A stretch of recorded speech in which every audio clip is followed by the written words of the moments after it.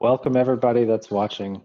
This is the beginning and the kickoff event to the AtomicDEX Stress Test weekend, happening December 12th and 13th. Our first event is called Why DEXs Matter. And what we're going to have is we're going to have a little half-an-hour onboarding session so that everybody can follow along on our stream at AtomicDEX.io/stress test. And be sure that they're onboarded, have their AtomicDEX downloaded, and are registered so that they can earn all the prizes that happen during this event and the next. And in a half an hour, we're going to start our Atomic Swap competition hour, where we're going to ask everybody to come and swap the Rick and Morty test coins on the AtomicDEX and build volume and earn prizes for everybody that's swapping. Earn prizes for yourself. Try to top the leaderboard that's going to be on AtomicDEX.io. Show us what you can do. See if you can even get more than the person next to you.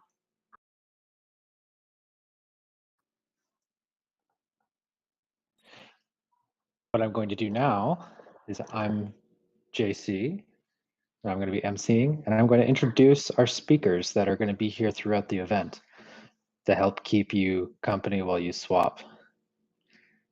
This first event is dedicated to Komodo team members and to the project and to DEXs.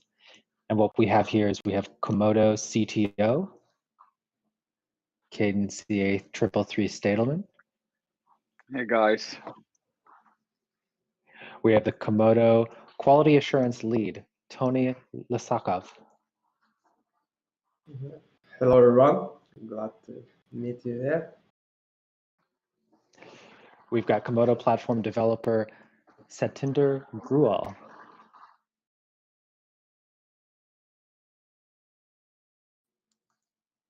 And not available for the event, but left a recording for us to do towards the end is Pirate Fleet Commander Lootz. We'll be talking about the importance of DEXs.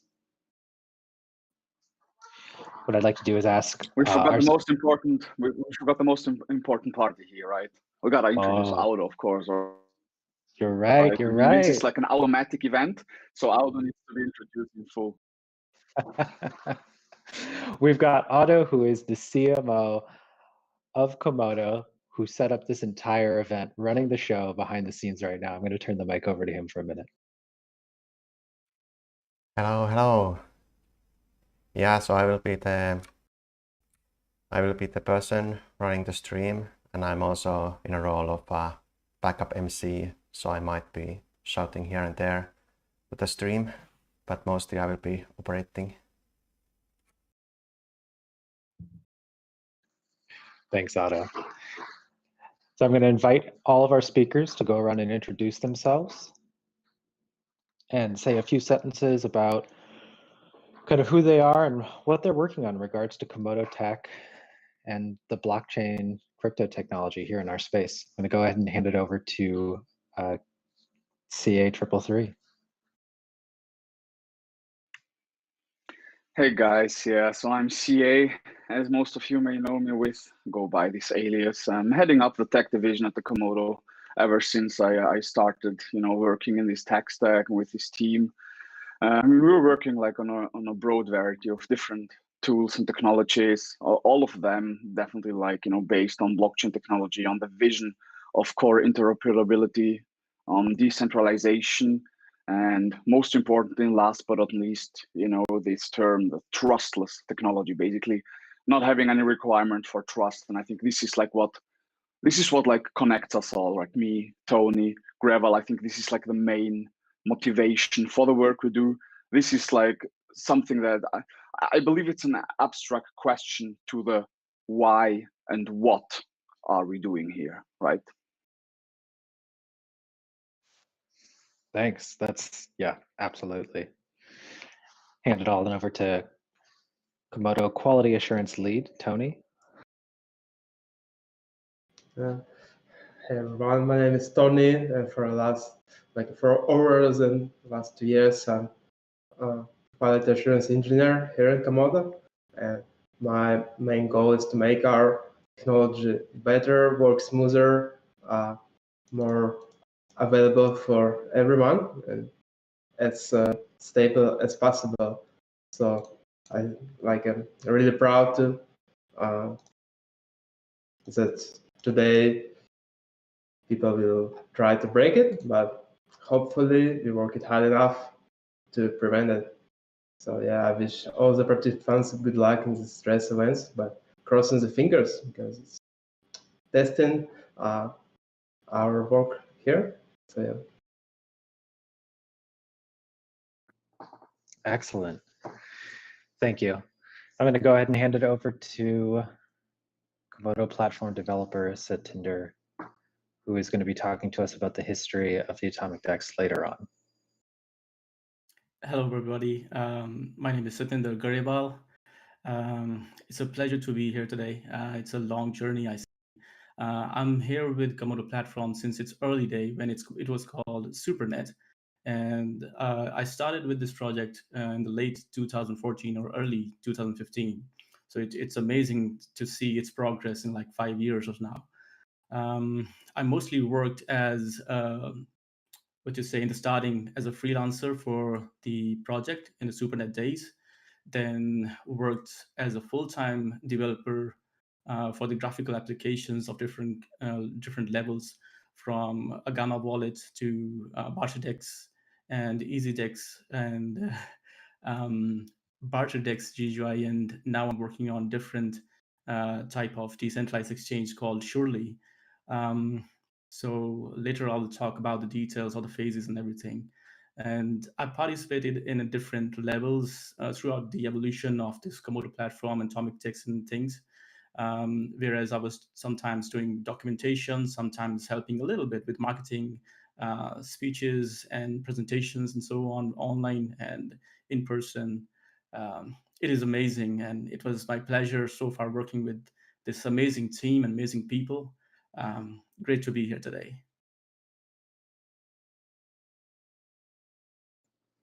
Awesome. Thanks so much.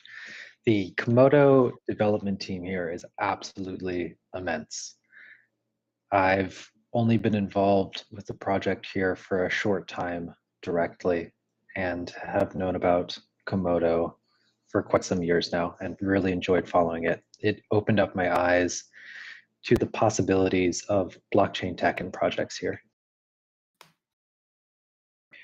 So without too much further ado, we're going to go ahead and move on to showcasing the stress test website that the Komodo team has put up.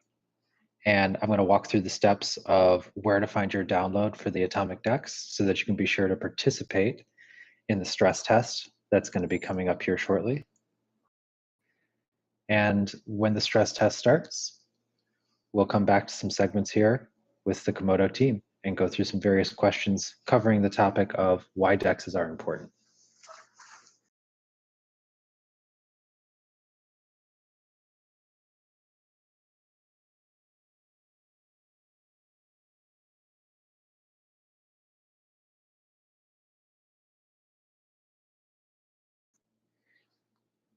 I'm going to ask Otto to hand it off and let me know whenever we're ready, and I'll start showcasing the AtomicDEX software that's so fantastic here.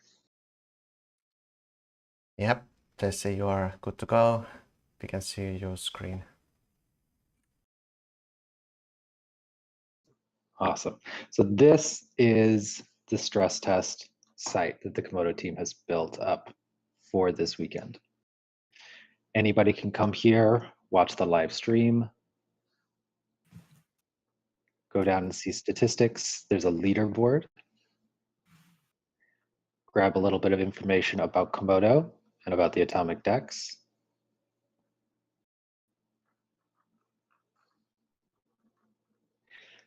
And get a little bit more statistics, where we can get a little bit more depth.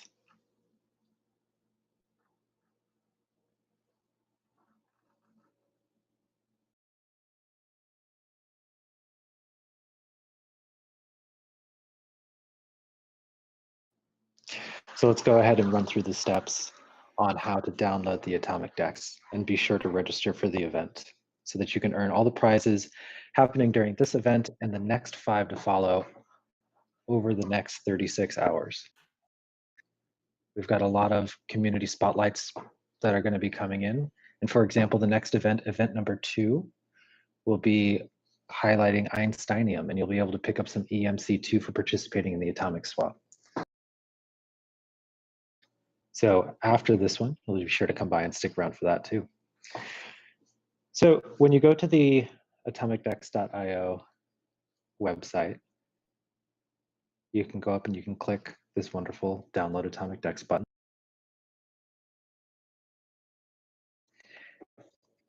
And it'll end up automatically detecting your installation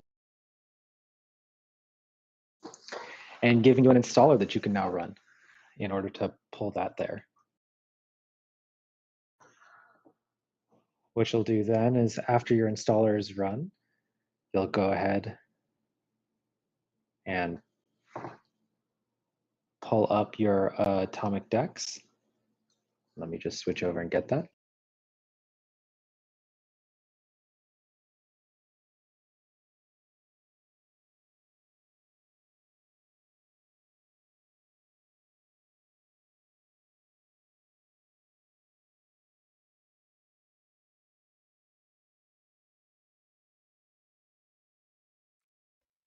There's a question from the chat that why some people have started swapping. And the answer is that everyone is free to swap.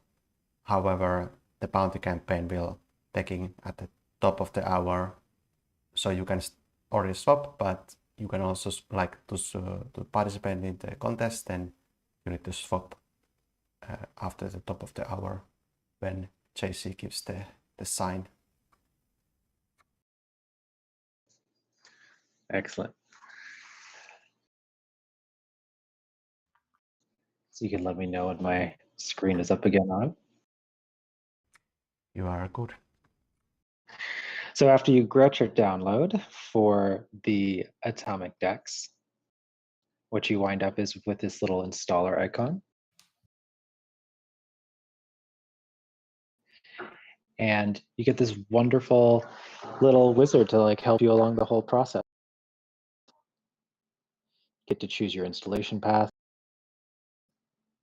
choose the features, which right now is AtomicDEX desktop. And you get to read the wonderful terms of service license agreement. This is actually really great if anybody gets a chance to go through and pick through this. The license agreement here talks about how the AtomicDEX is open source software and how if you want to use it, you can. Anybody can use it, anybody can copy it, make their own. And that if they do, part of the terms is that you also keep your versions open source. So there are terms written into this agreement encouraging and telling everybody in a legally binding sense that this is going to be open and free forever as far as we can make it. This is a really fantastic thing. I know TOS is not a really fun thing to read all the time, but this is a really great one if you ever were going to take the time. Accept and know the license. Going to continue on, and then it's ready to install. And instead of going through this process,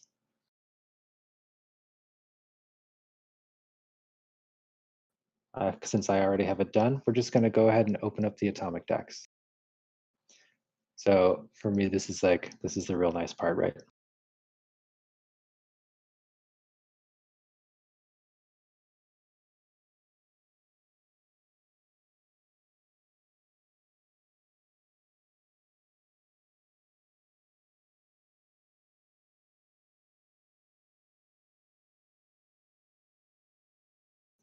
So here we go. We've got the AtomicDEX on all of its glory on the splash page. You need to give me just a second. Oh no, I've got to actually switch my mic setting because when I'm over on AtomicDEX, it takes over my push to talk button. Okay, we can follow the Discord chat in the meanwhile. Thank you. Yeah, so there was some confusion on the chat about the stress test. So the actual stress test is happening throughout the entire weekend, and swaps are happening, and we are testing the network. And then these bounty events as well as these live streams are happening in addition to that. And there are indeed 6 events in total, 4 during today and then 2 on Sunday. And we will go over the full schedule on at some point. But for more info, you can already go to komodoplatform.com blog segment and then read the latest news where we send all the links. You can find all the info from there, from how to register to what the program is and when we are streaming on each day. You can also find some details about the bounty contest, but for sure we will be giving out more info during this stream.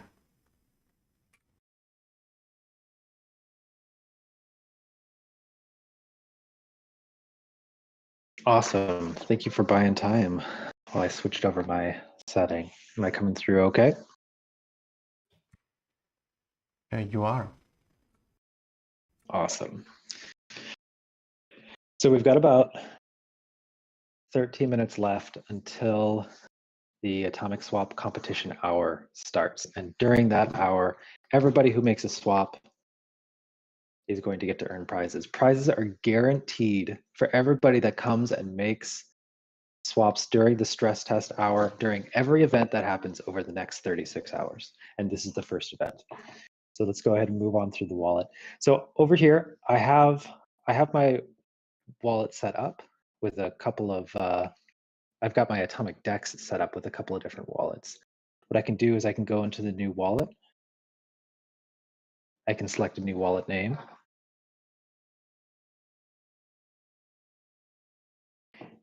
I go down and I confirm my seed.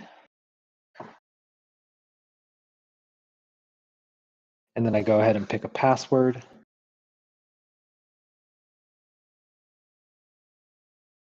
And I confirm my password Hunter2.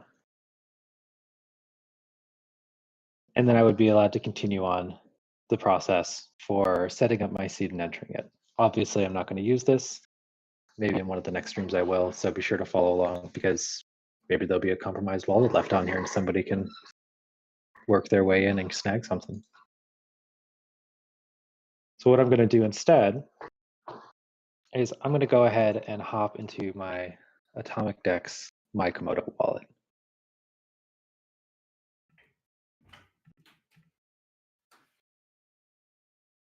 Enable assets, enable the engine underneath, and here we go. This is the live stream preview of the AtomicDEX wallet. It's absolutely gorgeous.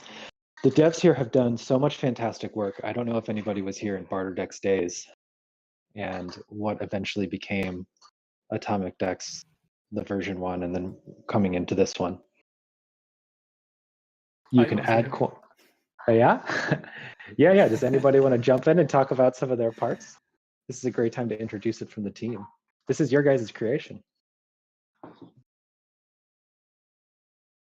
So we've got adding coins. Who worked on this part? Who was the big one here?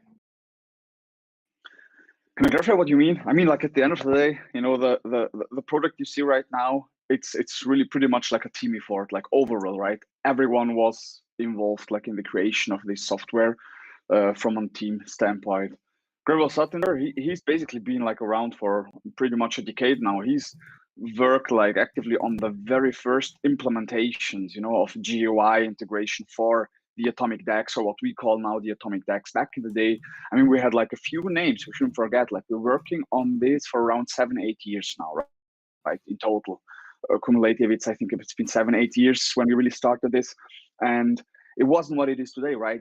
this all started like with a vision. It started with, you know, some scripts, basically some laboratories, some sort of like experimental scientific environmental cross-chain atomic swaps. It was pretty much just like to sort of research on these technologies' capabilities. And then we got like the InstaDEX, the barter DEX, what we call now the barter DEX was basically, I'd say, like the very first software architecture system that matched the vision of what we have today, right? I mean, it was in the very, very early steps. And the barter DEX GUI was basically the first like tool for end user. And I believe the main goal back then for us was to have something grandma friendly. Also in Grewal, Satinder was working on the very first implementation of this GUI. Our combined global goal was, okay, we want our grandmothers and maybe even our kids, right, who barely can read and talk, to use this software application. And I believe we succeeded. We even succeeded with the very first software implementations from a GUI perspective.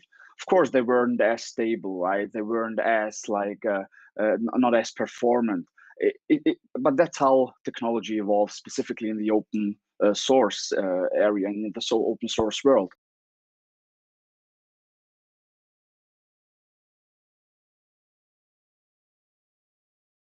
We look at the combined code base level of a couple 100,000 lines of code now. Core, the entire network, all the GUIs. I mean, we have mobile GUIs, we have now desktop GUIs. Our technology is even IoT ready. Like instantly, you could take AtomicDEX, you can run it like on a Raspberry Pi. So for like 20, 30 bucks, you could actually create like a market maker, a dedicated liquidity provider hardware that does nothing else as serving like the decentralized exchange network. And that's like, by the way, this is not all, right? I'm just like scratching on the surface of what we've built today. And while I took the word and I have the chance, I also want to inform everyone that's watching this stream and that's listening to us. From within my streaming environment, there's a crypto puzzle hidden in this room, in this picture you're looking at right now. I hide a crypto puzzle. JC and Auto will provide you the public key. It's already funded. There are like 333 Komodos hidden somewhere in this room. And if you find the solution, it's literally like a very, very simple string and just an alpha string. And if you crack it, you'll have like 333 Komodos. All that you need to do this or try it is actually the AtomicDEX application.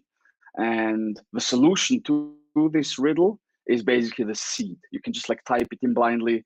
Look at my clothes, look at my face, look at my glasses. Maybe something else in this room carries 333 Komodos.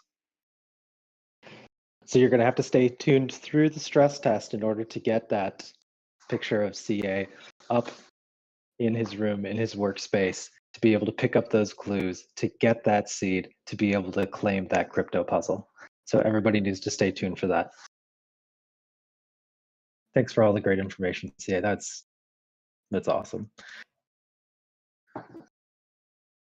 Thank you for asking. Yeah. So the last things I'm going to go do over here before we get ready to move over into the swap hour, because it's definitely closing in on us in just a few minutes, is that I'm going to show everybody how to enable their Rick and Morty assets, which you go to this little plus sign up here. Hit the plus. Scroll down through all the assets that are enabled already. Find Morty. Find Rick, our two test coins. Hit enable. They'll load up into the prompt. I've already got a little bit of Rick on here, so I'm going to go ahead and pull out some Morty and click on that. And there's an embedded faucet.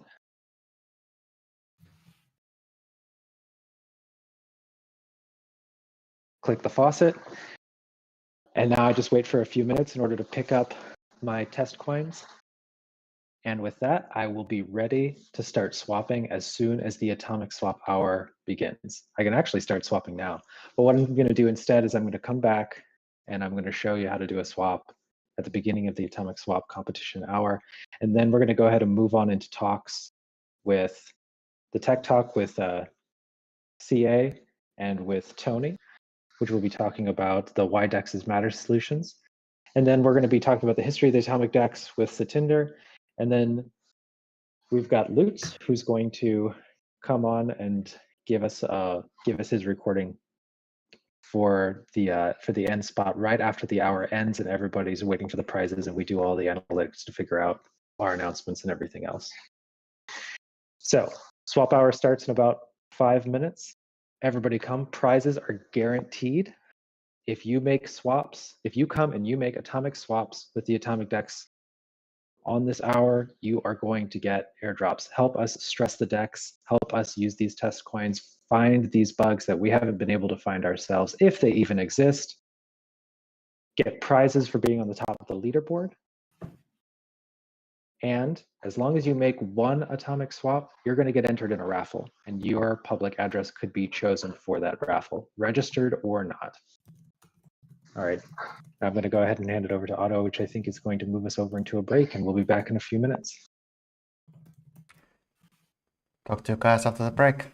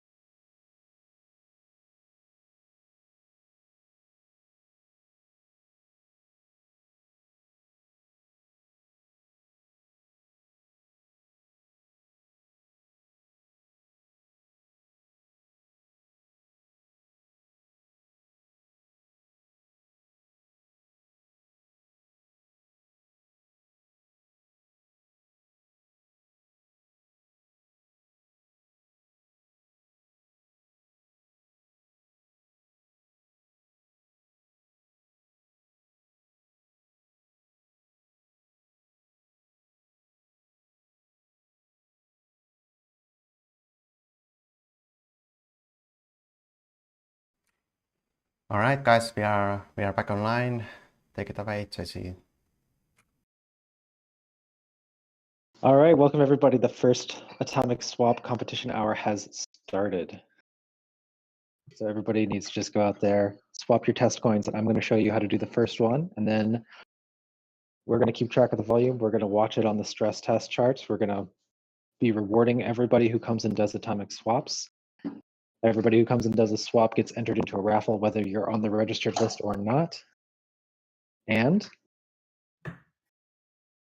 leaderboards are going to get prizes. And Kadan has a crypto puzzle. So here's how we do the first swap. Otto, do we got the screen on me? We have. All right. So here we are with Morty test coin. Going to go ahead and click on swap. That's going to set us up for a swap. I am going to select my trading pair against Rick, and boom, order books full. This is all JC, done. I think you're. Are you trying to show this screen? It was not showing on YouTube. Yeah, I couldn't see it Okay. either. But there's Oh, just a now delay on the Yeah, YouTube. delay. Yeah. So are we good to keep on going, Otto? Yep, yeah, good. We can see your screen. Cool. Thank you, team. All the same. This is for us at over at marketing. This is the first time that we're really running through this kind of big event, and we're pretty excited. And we're also learning some great new things as we do it, because we want to do repeat events for quarters to come to keep on showcasing all the work coming out of Komodo by the developers there. The AtomicDEX being one of the really wonderful things. So we've got the order books, tons of Rick, tons of Morty. I'm going to go ahead and select, since I'm on Morty, I'm going to go pick up and sell some into some Rick.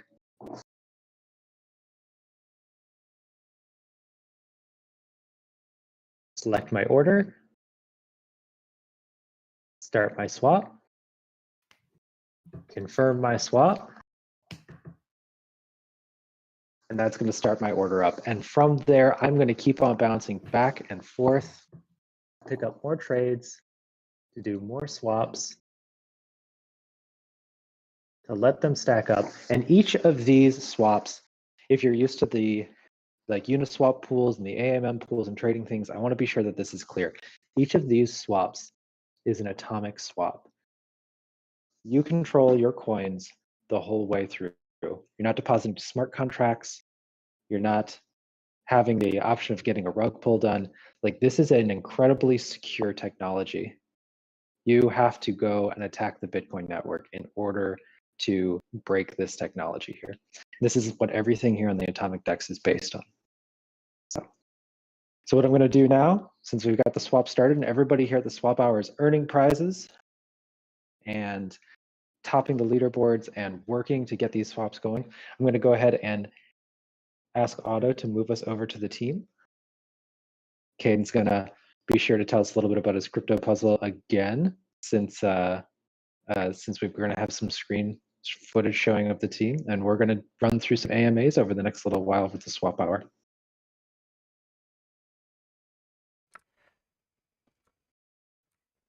All right, we have everyone from the team on the webcam now. Take it away, JC. All right, well, everybody swaps. We're going to try to keep them entertained. And we're going to try to keep them entertained by going through these different events over the weekend, because we really want to showcase these swap hours. We want people to be tuning in. We want them to be doing swaps. We want everybody to be talking about the AtomicDEX. And we want them to be testing this and trying it. So here's some incentives. Our first event is talking about why DEXs matter. And our first conversation, our first segment, is Tech Talk with Komodo CTO Kadan, CA333, Stadelmann, and Komodo QA Quality Assurance Lead, Tony Lysakov. Which, Tony, You might have to tell me how to say your last name correctly because I think I messed it up twice already. Oh, Give me no a worries go on on that. Yeah, my name is Tony Lysakov. Thank you. So I think I'd like CA to replug his crypto puzzle again because we got a screen on him now. So do you mind to go ahead and run through that? Yes, sure, absolutely. So what I've done is basically what you see now on my screen, or you see now, like basically in the screen, does contain a crypto puzzle. Specifically, my environment.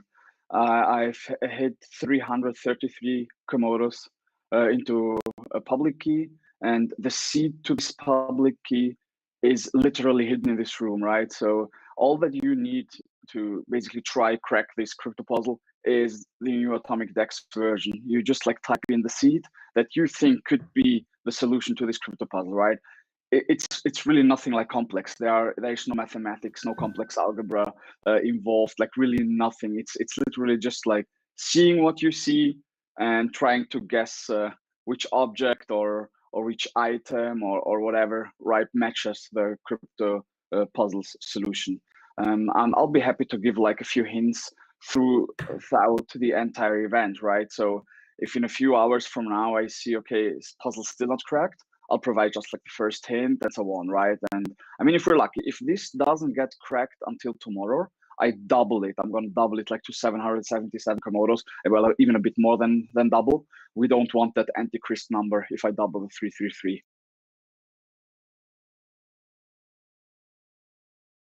That's great.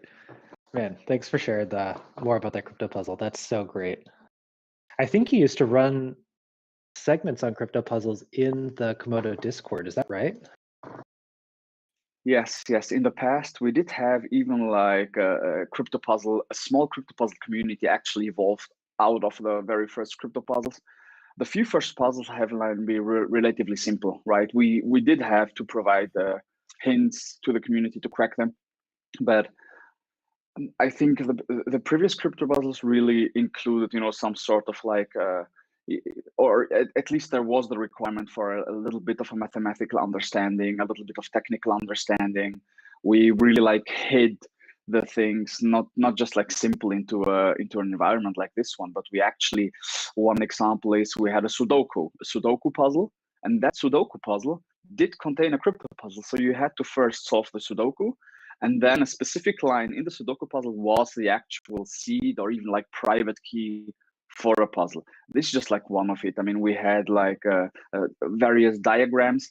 One of them was, if I remember correctly, was like a heartbeat diagram, basically the heartbeat chart. And out of it, you could have like calculated 0 and 1. So basically the bits were represented, the binary bits were represented in this chart.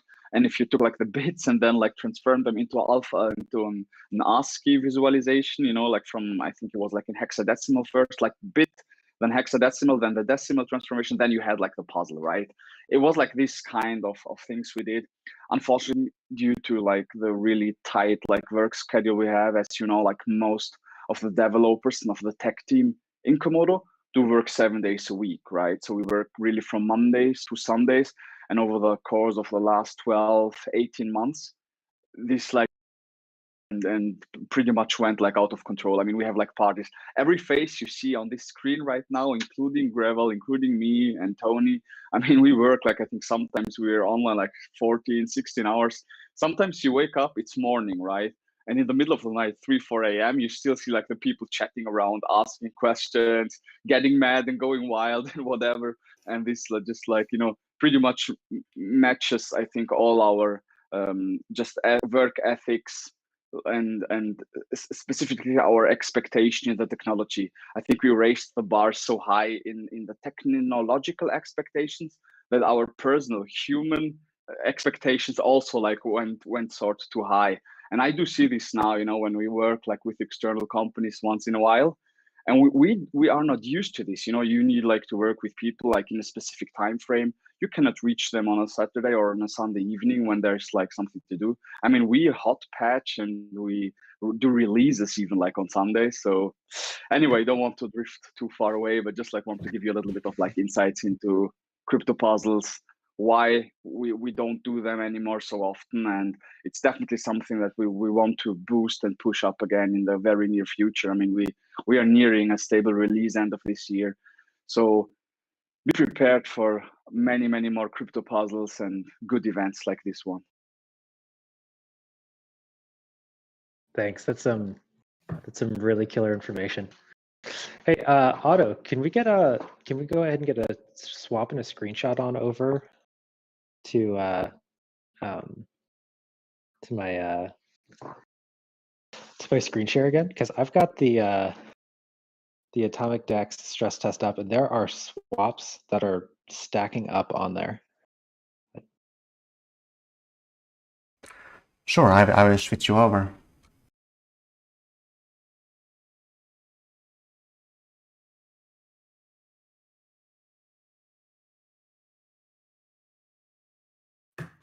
All right. So what are the statistics at the moment? So it looks like we've got 224 swaps total already after just 11 minutes of swapping. We've got 45 unique users that have participated, and this is apparently coming out to 944 swaps per hour for stuff that's loaded up. This is great. This is absolutely phenomenal. I've been looking at this leaderboard for the past 2 weeks. These have just been zeros waiting to be filled by people coming in to do swaps, waiting for us to do the first event, to get the swap started and everything else. And now it's live. This is pretty cool.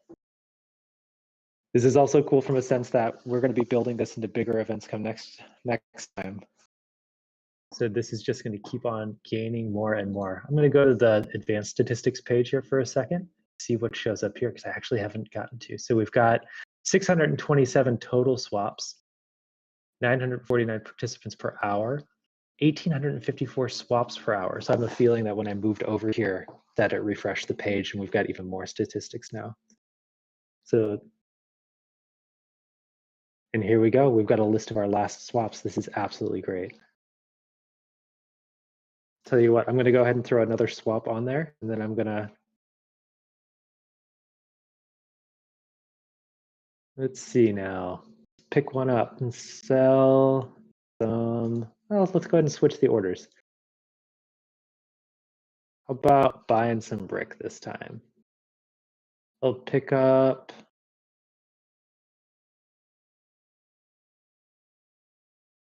just a little bit of Rick. Start swap, confirm, get it going. All right, Otto, you mind taking us back to the team? For sure. And I want to ask UCA and Tony and the rest of the team, like, what should we expect from this stress test weekend? Like, we are already seeing the first results and a lot of swaps are going on. Like, what are your thoughts and feelings at this point? I think there are like a few different goals and expectations from a technical perspective. First of all, I mean, definitely this is sort of like the revisioned test for stress test version 1. And we all remember what happened then, right? The network got completely clocked down. We faced bottlenecks. We just saw various scalability problems in the previous architecture design. So that forced us, or that required us to rethink a lot of things. I mean, the current version of AtomicDEX, of the core and DEX network that you're seeing right now, has undergone like a full refactoring, right? This means like big chunks and big parts, like fundamental parts of this code base, of this software architecture, were changed, were enhanced, right? In order to match the requirements of a cross-chain atomic swap exchange, a DEX, short say the DEX. We relied a lot on technologies such as, like, for example, the lip BitTorrent node technology. So we basically used peer-to-peer technologies that definitely are suitable for this kind of technologies, but suboptimal, sort of like suboptimal. Now our core team, our DEX core leader, Artem Colin, other parties such as Tony and the rest of the team, we've been like working restless on enhancing this core to sort of get like an extremely performant and sort of like also like from the resource consumption perspective, a very lightweight technology. As aforementioned, right now I can run this right on this little device, which costed me like $30, and I have like a full DEX node right here. And these are things that haven't been possible this efficiently prior.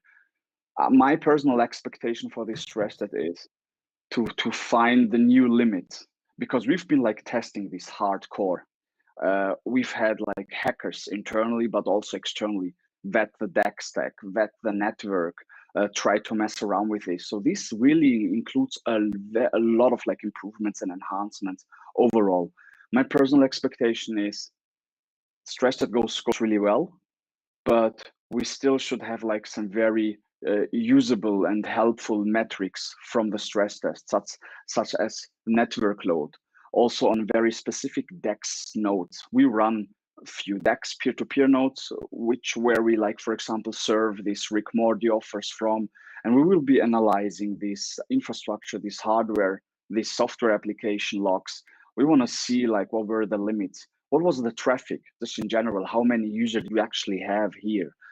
For me, it's nice and it's very exciting when I see we get new users onboarded. Over the course of the last like 2-3 days, I've seen the users numbers spiking on the installation, specifically on the mobile side, because we can analyze this a bit more. We've seen Russia, Turkey, Bangladesh, Indonesia, these countries are like spiking. We have like multiple hundreds new installations. It's just like going up. And for me personally, this is like the most exciting part, the human, this socioeconomic layer, you know, that's part of this, not just like purely technological. For me, this is like a very important part. We are taking this software, we are using this software to literally connect people around the entire globe. And I think for me, this is like one of the big objectives of this stress test, the community perspective, the socioeconomic perspective. And this is, I speak mostly in my voice, in my terms. I'll be glad to see. I mean, for Tony, I believe he just wants the super best solid quality, and Grewal probably wants like a nice core that can be used in all open source applications, such as Surely, for example, could be extended by the DEX core at some point of time, mobile bindings, etc. But maybe my colleagues and my friends want to also give like a few thoughts.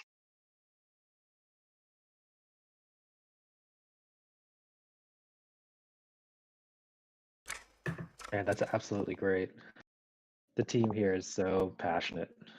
You guys are nuts. I hope everybody out there is hearing all of this. Like, this is just, these are the people that are working to build the AtomicDEX. These are the people that have been working through bear markets long before all the other Uniswaps and the AMM pools and the rug pulls and the vampire attacks and everything showed up. These are the people that are still working to do this amazing tech. They're securing projects using DPoW. They're building additional modules. Komodo is in a stage where it's definitely waking up, and the AtomicDEX is one of those parts of the project that's just absolutely something that we can all see now. It's so cool. So I've got a few questions prepared to go through and hand off for the swap hour. Let's plug a few questions, and then we'll switch over to the detailed statistics on the board and see where we are with the swaps, because what I'm seeing is that we're starting to get close to 1,000. And it was hard to like set some realistic ideas for how many would happen in an hour, but I was super curious if we would hit 1,000, if we would hit 10,000 in the first hour, and it looks like we're going to pretty much blow past that 1,000 mark already. So here's a few questions to throw out to Komodo CTO Kadan, CA333 Stadelmann, and Komodo Quality Assurance Lead Tony Lysakov. Man, I really hope I'm starting to get that right. So question number one of the big questions is, why do DEXs and DEX technology in general matter so much? Since this is our major segment topic, can you shed a little light on this in your own words? with the two of you being such important parts of this project and being so deeply and intimately connected with DEXs? Sure. I mean, I believe it's a very abstract question. I believe it's a very general, very wide question. So I'm kind of gonna give you like a very wide and sort of very abstract answer to it. Okay. I love it. I believe when you ask like why do DEXs matter so much, I think we can equal this question to another question, and which really affects our society just in general, right? And that question would be, why does money matter so much, right? Why does the financial system matter so much? I mean, it's obvious that our society, and I believe this entire socioeconomic model, was built on a highly suboptimal monetary base. Okay, this does include the entire financial base. A big percentage of the humans on these planets live a life pursuing money.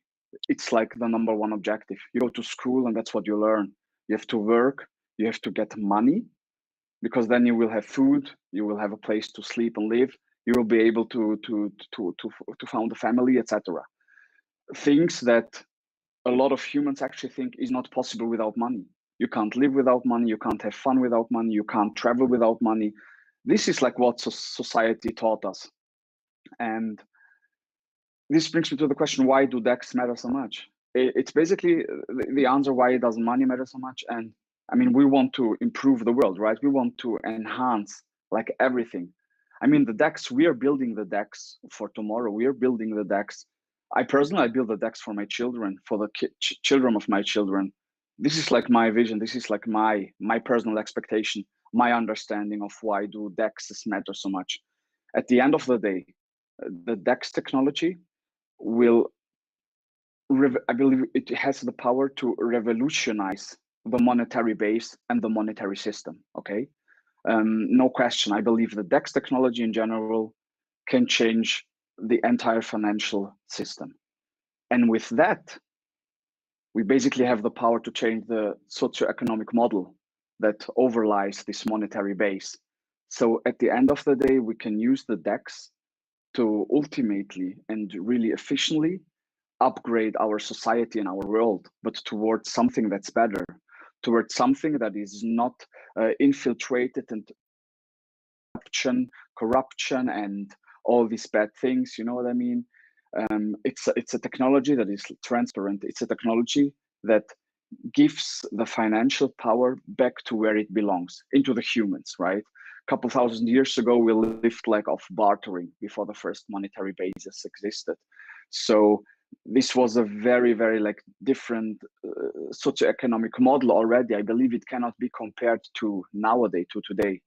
And I think these, for me personally, these are like the main points to why the DEX matters, because our world and the belief of humans, the goals of humans, the objective of humans, and I'm not speaking like about all, but about a significant part, the majority, the wider masses. I believe it's not good. I believe it's suboptimal. These beliefs, these perspectives, the orientations, and the ideologic orientation. And I think that DEX will truly change like all of this when money and just the financial system will be like different. It will be different, right? If you have like a monetary system that cannot be corrupted, that is not like influenced, you know, by central authorities, that also means that the society model built on top of this monetary base, maybe not 100% precluded, but it will be a lot harder to also implement corruption and all these kind of things on the society model. I hope I answered your question, at least to a degree from my perspective, but still happy to hear if it matches Satinder's or Tony's vision and ideologic standpoint. Yeah, that was absolutely great. To add some. So yeah, I want to add some to that. So from my point of view, I started my career in the early 2000s. So I have seen this whole internet industry going through the transitions from Web 1.0, now Web 2.0, and right now at this moment it is quickly transitioning to Web 3.0. In Web 1.0, things were pretty rough still, but were getting accessible.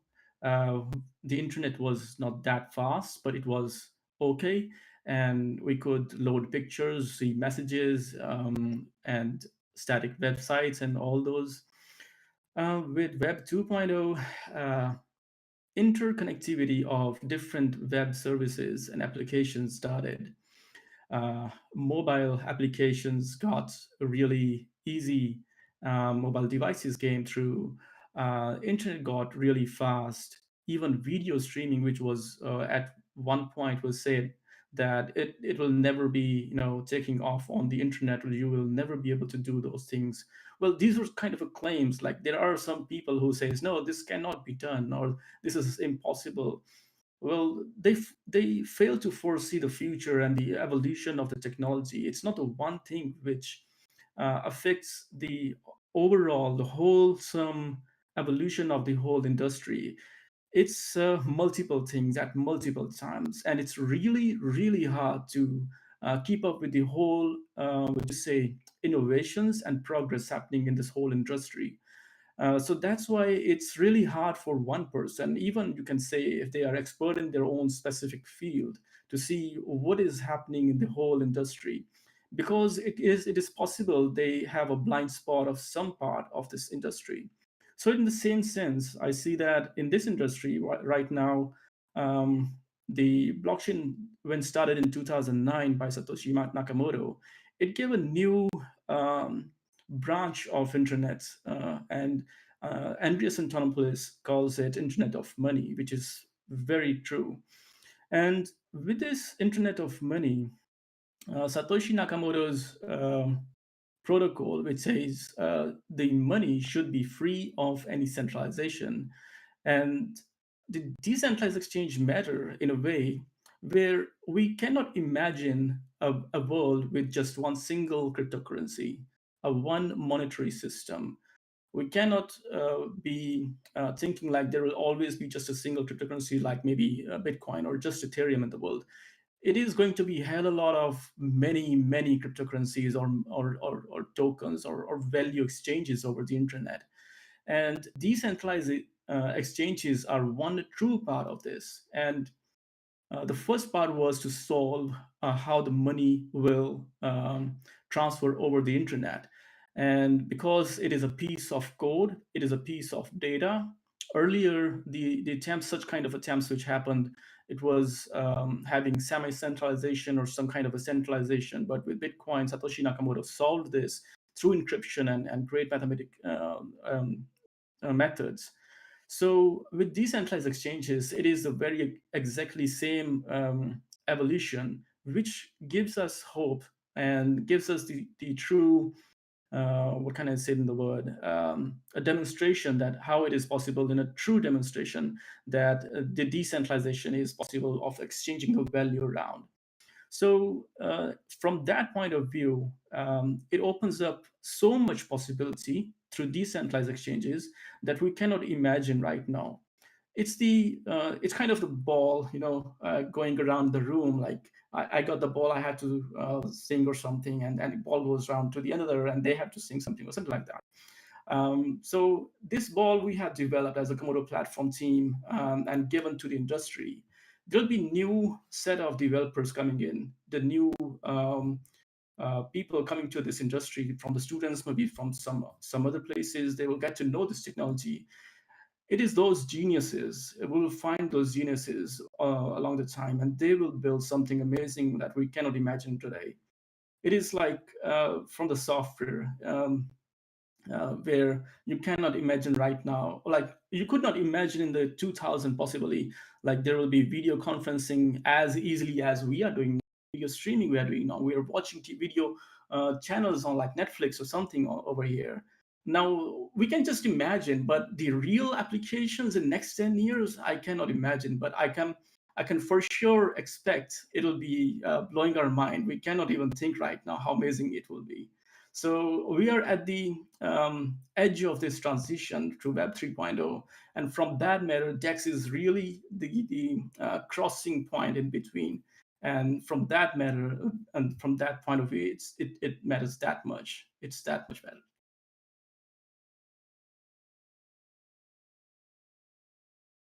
That's great. Awesome. Yeah, these were really, really great points, like awesome points. Specifically, like with the DEXs, I was like focusing a lot like on the socioeconomic perspective, but from a tech perspective, Grewal is right. I mean, Satinder just said right. I mean, this really means we know DEXs, okay, for exchange of value, right? And but that's like one side of the coin, or actually this must be like 100-sided coin if we wanted like to point up the possibilities.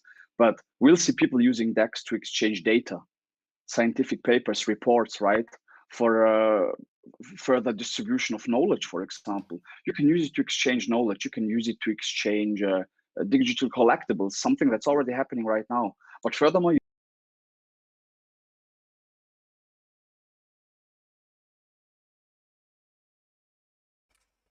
Oops, it seems like we lost CA. sorry, apologize. Yeah, microphone. I'm back.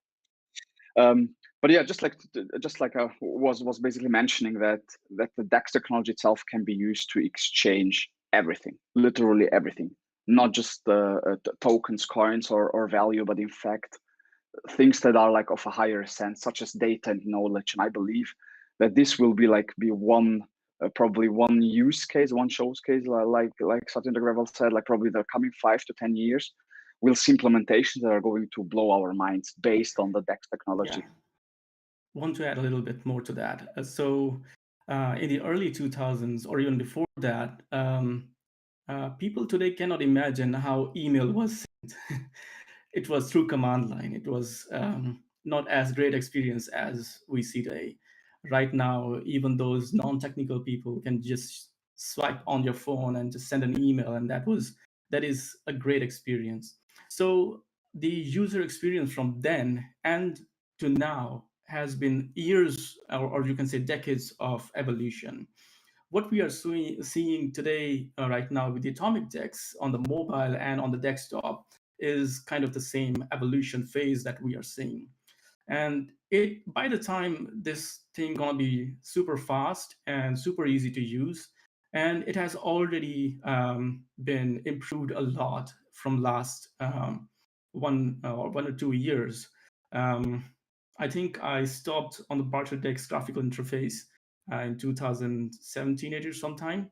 And from there on, AtomicDEX team started developing its graphical interface.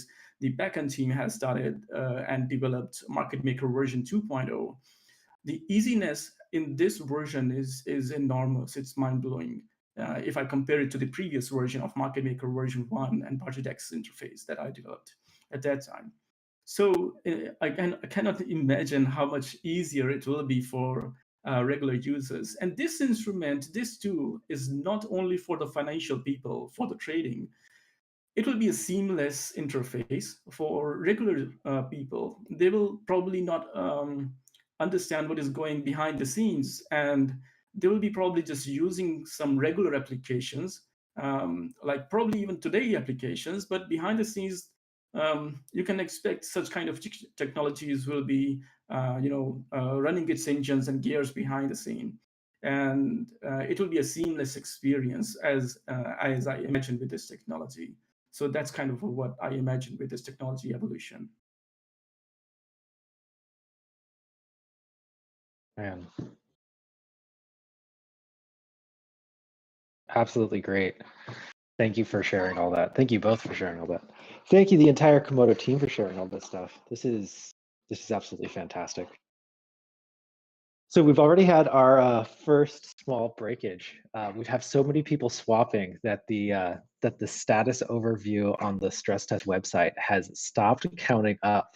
It's actually just stopped short of 1,000 swaps total. So this is something that we'll have to go in and adjust before the next event. And this is just, I mean, that's actually pretty monstrous that it was just swamped so hard that there was some counters broken from whatever's picking up the data. So that'll be fun. Add a little bit of an information or like a hint. It's actually a tip for the end users. when you open the order book, right, and let's say you pick either Rick or Morty, one of the test coins, to initiate a swap, as of now, you will see that there are, I don't know, thousands of orders in the order I tell book. you what, Otto, can you load up my my screen while CA talks through it, and I can show what he's.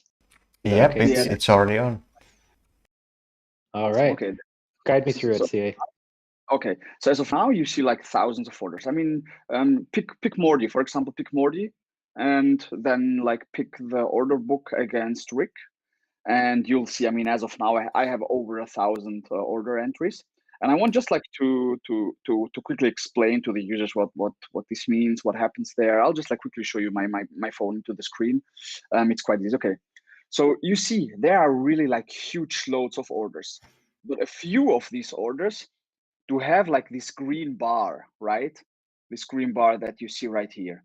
And this means that this is like an order with a really huge order volume. And these are the orders that our team has set up like for the users to match against. We do see a lot of users setting up new orders, right? So they are now like basically, acting as a maker in the network. And these orders are quite limited. So in most of the times, I mean, I've swapped against now through other users. I've even bought like one rig for one Komodo, and I've paid like one Komodo. So congratulations to the happy swapper for that. Either way, if you want the swap to go through like 100% very fast with match, etc., I recommend using the orders with the green bars. So basically the orders that do have a huge order book available. For the other ones, you just like need to be super lucky, because I mean, I've seen people just grab them on the fly. Just like a small tip, like from my end. But so far, I mean, it's a great experience now from a pure technical, from a DEX perspective. It's probably good to know. Yeah, I have like 100% like swap success on all like swaps that I've just like launched here like throughout the stream, just like to see how are things going. And yeah, we'll be glad, guys, if you can, guys and girls, if you can provide us like feedback. Just use the stress test channel. Also feel free to reach out to us dedicated and provide us feedback, how things going.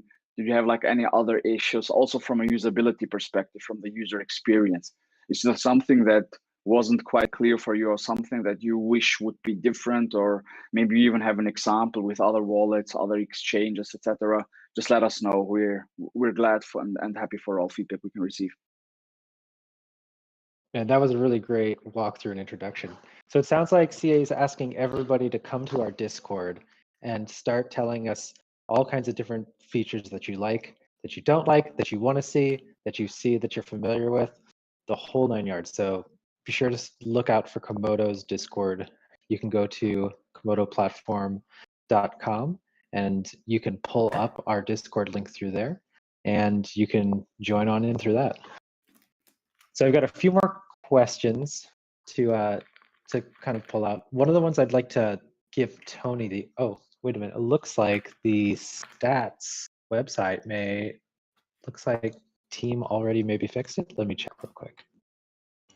Well, I've just repaired. There was an edge case with the stats website, and I've just coded hotfix for the counter. There was one swap without the change vote in a taker-free transaction, just single swap that broke everything. But yeah, I've caught this case and just fixed it.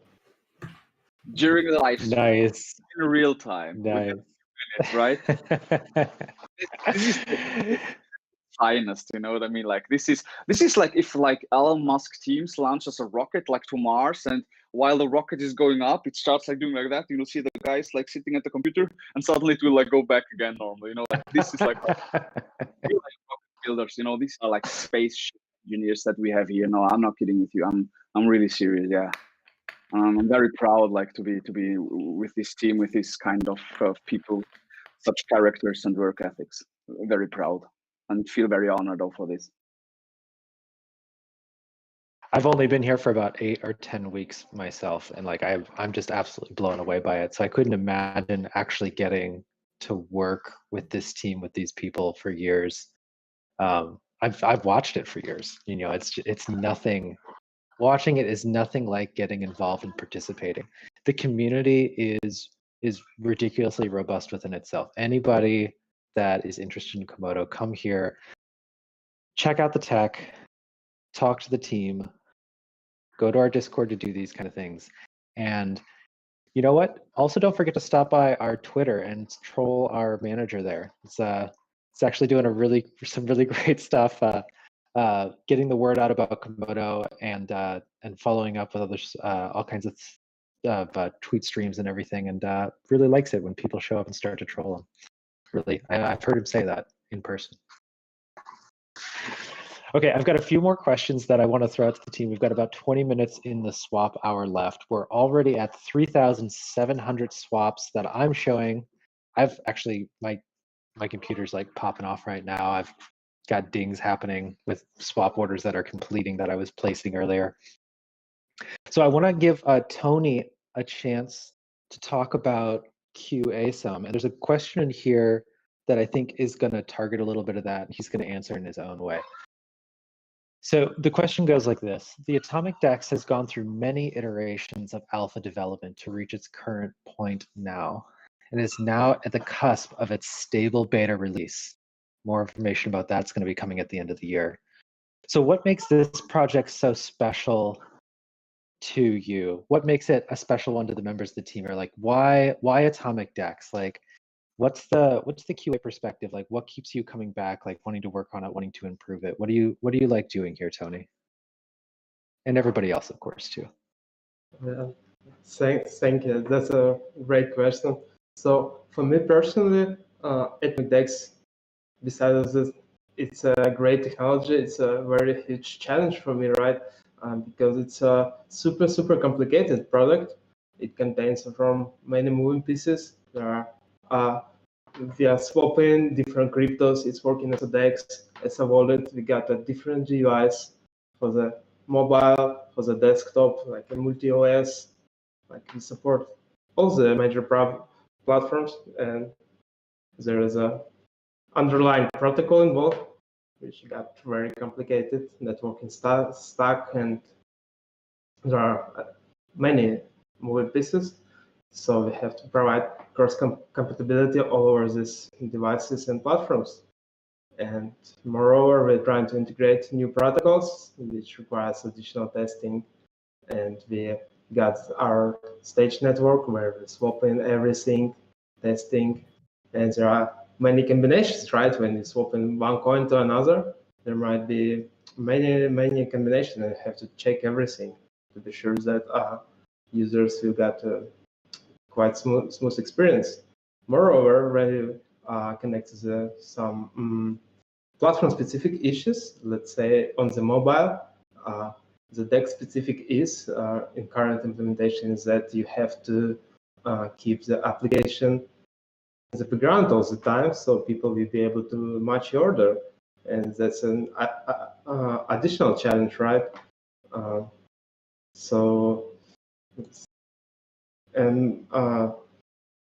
Clue is that before us nobody did that, so we cannot just take like a best DEX in the world, right, and do things like these guys doing, like copy stuff or something like that. We should like pioneering many things, and it's really super interesting and exciting because every day there are very interesting challenges. I mean, for testing, for ideas generated, because we are doing many things. First, we are pioneering, and there are no ready recipes, right? We have to find a way for stuff creating and also for testing, because there are, let's say, I cannot Google how to test DEX protocol, right? There are no ready recipes for that. So we should create and invent new ways.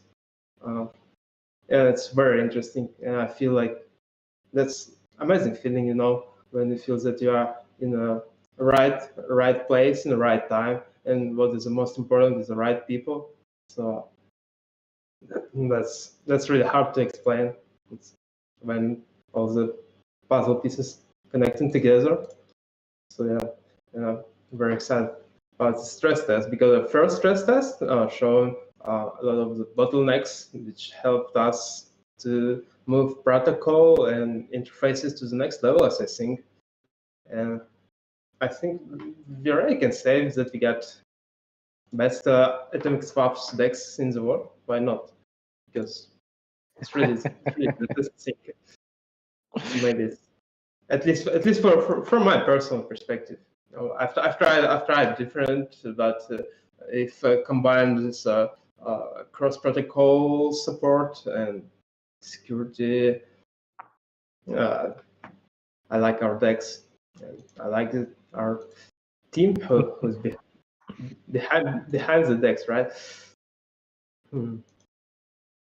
That's awesome. So yeah, as I can see now, like if compare current stress test with the previous one, it's already a huge success, right? As you've mentioned, because.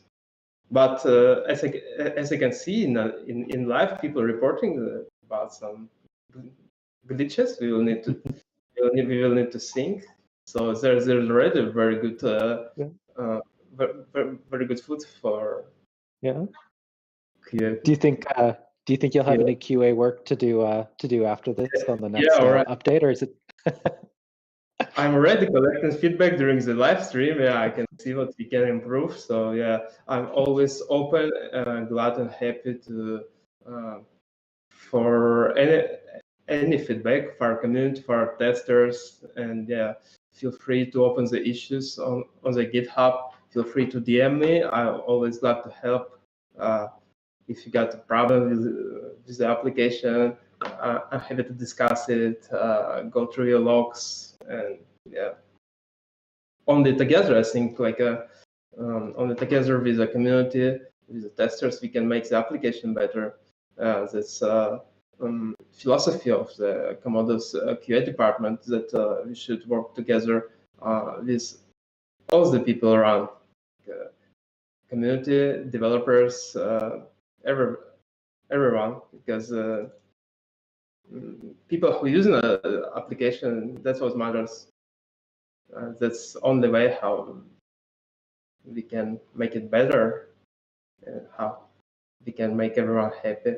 And yeah, once again, I hope you enjoying the stress test, and yeah, and I hope you are not as much stressed as myself right now.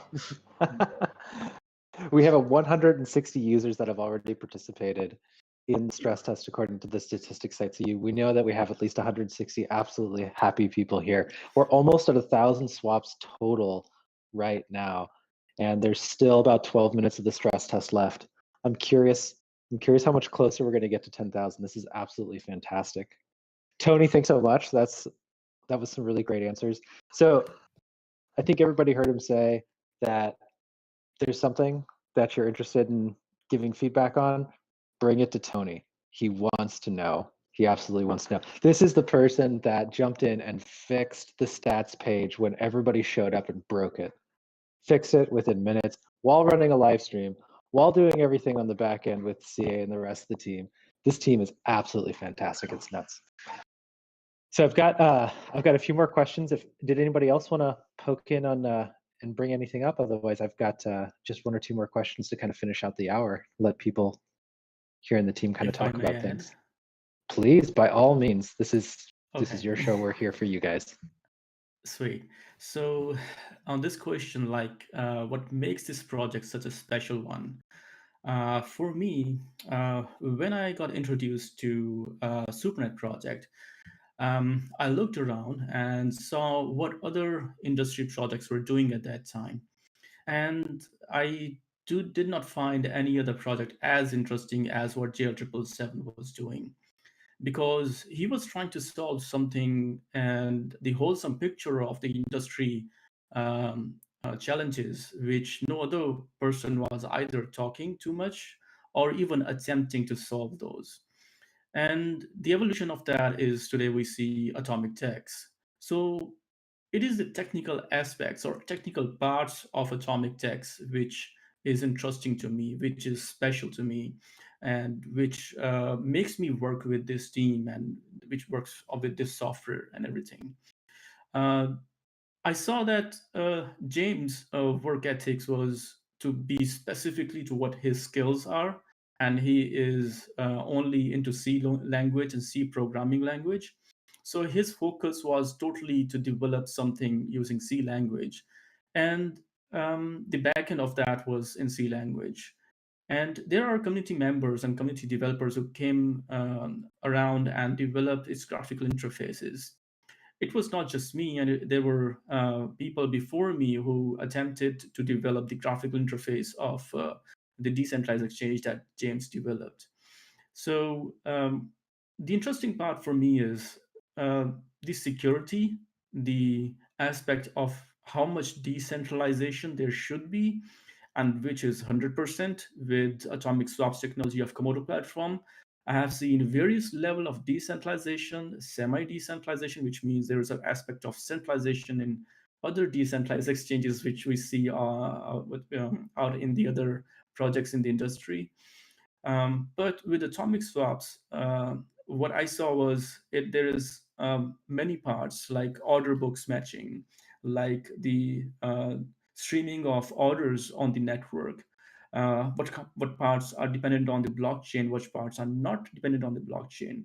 What parts makes a decentralized peer-to-peer network to connection of all those traders which are selling and buying, and the market makers. Um, so all the backend technologies were totally focusing on the decentralization part as hardcore as possible. And that was more exciting for me. Other than that, features very much like your same funds can be used to put orders for multiple other pairs. Like in case I have one Bitcoin, if I, for example, use any centralized exchange and put an order for my one Bitcoin to buy, for example, 100 Ethereum, that one Bitcoin on those centralized exchanges are just locked. We cannot use those one Bitcoin again. With AtomicDEX, we can use the same Bitcoin to put an order for KMT, for Litecoin, for Pirate, not Pirate anyway, for now, for any other XYZ cryptocurrencies, the same Bitcoin. It can be put on another pair order matching. And whichever order finishes or completes first, it cancels all the other orders we had. This kind of feature I have not seen anywhere else. And we are talking about this feature since like how much time now? Since 2017, 18? And I still don't see this feature anywhere else. And it is kind of very exclusive to AtomicDEX. And for market makers, this is really interesting, and people should actually put interest to this thing, because it's making the market makers' life more easier to grab the value out of their orders they put on the market. So these kind of features are exciting. After the backend system, I see that once I was done with the DEX graphical interface. It's the CA333 and the team of CA333 who took the torch and took AtomicDEX, the graphical interface, to the next level. And the first application from this team came out, version of AtomicDEX. That again is very first. No other team has developed a true decentralized exchange on the mobile, which completes your atomic swaps, and through without having to have a full blockchain loaded. It uses SPV or Electrum like wallet technology on your mobile to do atomic swaps in a fully decentralized manner. So this kind of technology is blowing my mind. Like, this is the technological aspect which gives me a feel of working with a team which really values the decentralization of technology, the exchange of value, and does not want to compromise on the centralized aspect in between its technologies. No matter how difficult it is, they come around and they find a solution, and that is what makes me hook up to this kind of technology. That's why AtomicDEX, and that's why the atomic swaps technology is special to me. So these are my few reasons for sticking with this still, like after 5 years or something, like being with this team. I'm really loving to be a member of this. I'm fortunate to be a member of this team. This is an amazing team. I want to be with this team, like as long as possible I can. Likewise, we all want to be with you till the end of our days. Like really, your presence here in Komodo is like highly appreciated by the entire team. Grewal, so you've been like a real deep enrichment of our team structures, and it's also often important to have someone who sometimes gives you a bit of critical opinion or sometimes a critical feedback. And you've been someone who've like really done this like often in the past. I think you helped us really a lot. I think more than you actually know and think, that you've been a tremendous support on all layers. Also, thank you for that. Thank you for these kind words regarding the product. My pleasure, mate. To be honest, I contributed almost nothing to the AtomicDEX code base once I was done with the DEX graphical.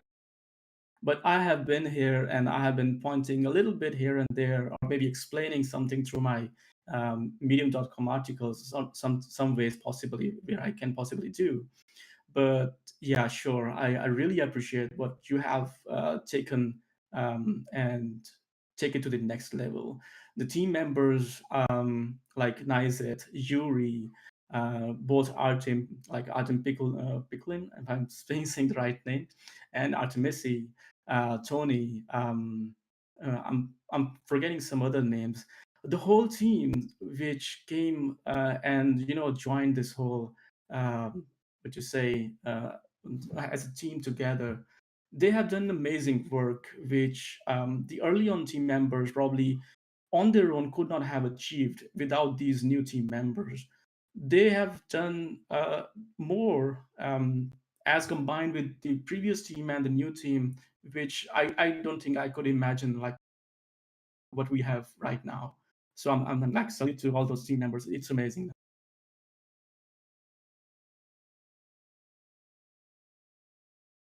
Absolutely killer. I think we're just about out of time. We've got like 3 minutes left, and I'm pretty sure that we've got I'm pretty sure we've got over 6,000 swaps that have been stacking up. I'm going to hand it over to. Nice. Go ahead. Just like a very quick one. I mean, I've seen a few users, like one, two users who said they couldn't like manage to get a swap going. Maybe the tip, that I just like explained you earlier, because they're really like now I think we hit 1,500 orders in the order books, and a lot of these orders, have an order volume of like 1 Rick or 1 Morty. So as soon as someone like matches it, it's gone. It's good when users like try to pick the orders that are priced with these green bars, right? The price on these orders will like ensure that they'll have a match, they'll have a successful swap. Like, yeah, just like maybe it's good like to highlight this again to the less experienced swappers in here, because right now I see like 1,500 orders on both sides.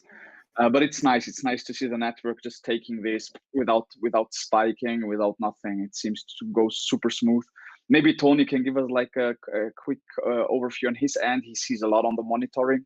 How is infrastructure looking? Everything seems to go like super smooth, right? We don't have any resource issues. The network goes, no cloggings, and everything seems to be going well, right? Yeah, exactly. And even loading at the moment a bit higher than our expectations were. Like, I mean, there are more orders in order books than was expected, but right now network handling is fine. It's not saturated as it was 1 year before. So yeah, so far so good. But I mean, maybe we will find some way to prevent such multiple orders placing in the next application patch, but that's good edge case indicator as well. So stress test is already very helpful, and I hope now people more enjoying it more than last time. But I also think that's kind of the price of real and true decentralization. I mean, there were like some ideas, for example, tagging the official orders, or maybe even preventing others to put orders up for the duration of the stress test. But we said no, because in the wildfire, in the production world, you will just have your DEX. And this is like one point of a DEX. It needs to be accessible for anyone and permissionless. If you want to put up an order, then you should be able to do so, right? Regardless of like how many orders. I mean, right now we see 1,300 orders. And this is like the best example of true decentralization, right? Of true permissionless technology. Anyone, I mean, I see like 1,000 users now who put like these kind of orders up. But I know like for us, this is like super exciting. It's like nice. And as aforementioned, the network is actually handling it like quite well. It may just like cause a few like frustrated users who would just try to keep like an order with an absolute high price, which is already gone, already matched. But it won't be a problem, because after 30 seconds, you will not match and your order will then turn automatically into a maker order. So maybe this is also another like hint for the users. Check your order, your active order tab. And whenever you see an order with the cancel button, you don't have to, but you can just cancel it. Feel free to cancel it. UTXOs are available anyway for trading, regardless of the orders that are active. But it's just like an indicator that your order hasn't like matched straight away and became a maker order. This is also like one of the automatic features of AtomicDEX. And yeah, we wish you like a lot of fun and excitement. I think the first round is over. Sorry, JC, if I'm not mistaken. Almost, huh? It is. It just ended not too long ago. Awesome. Yeah, sorry, I kept bubbling. Go ahead, take the word. Sorry. No. Hearing this whole team talk, hearing you talk, hearing everybody talk here is really great.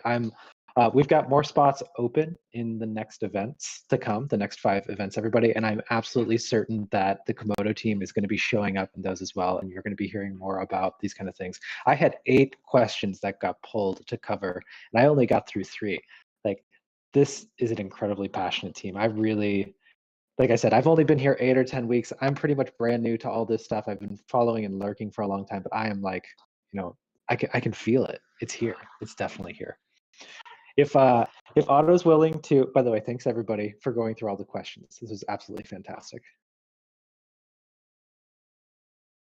What we're gonna do is in a few minutes, we're gonna switch over to Fleet Commander Lootz. He left us a 20-minute soundbite explaining why DEXs are important. And if you don't know much about Lootz, he comes from a project called Pirate Chain, which is a project that, actually, instead of me explaining it, why don't I hand it off to one of the team members, because they probably know a little bit more about it, and I'm going to butcher it. So would somebody be able to give like a 2 or 3 minute synopsis over like what Pirate Chain is and where the hell it came from? I can give you like a 30-second like crash intro, and I'll leave the rest like up to my teammates if they want, to not take all the speaking time here.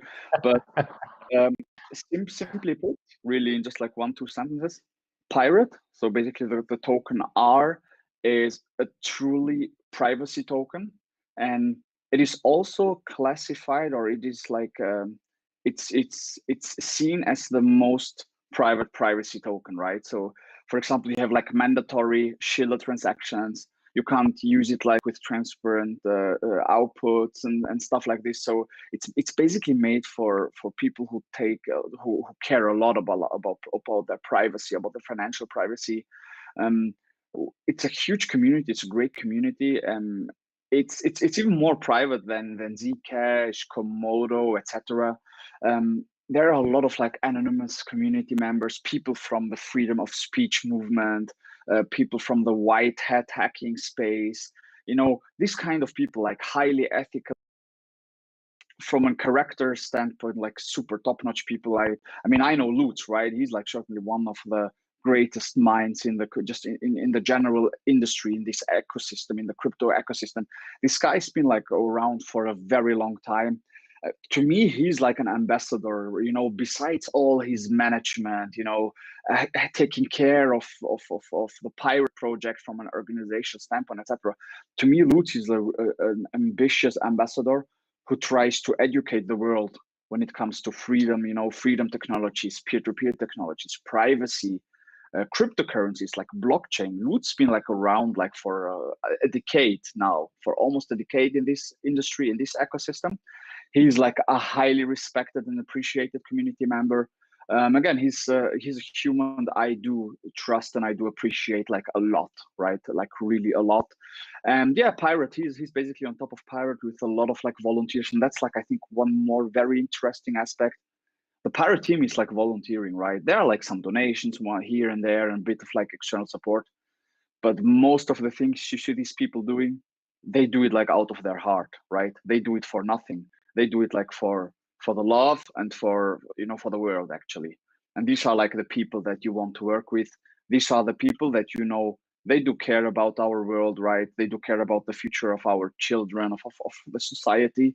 And this is what we should appreciate highly. So besides the technical aspect, I think one of the most valuable things in Pirate, in R, it's the community itself. It's the people. Killer. Agree. Yeah. The Great. interesting part for So we gotta, to stay in schedule, we gotta move on. So we're gonna take 5-minute break, and after that we are gonna be joined by Lootz, and he will give the presentation. Thank you so much, Otto. And thank you, the entire Komodo team. This is an amazing piece of technology.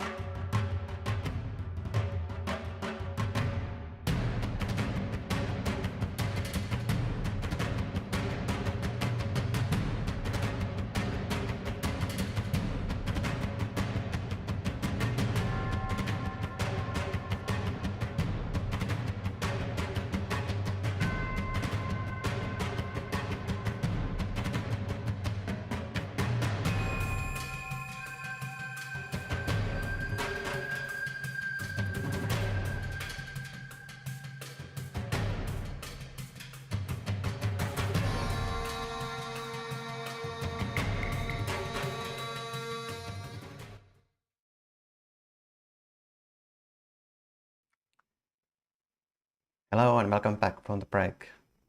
Now we're gonna have Lootz presentation, so enjoy.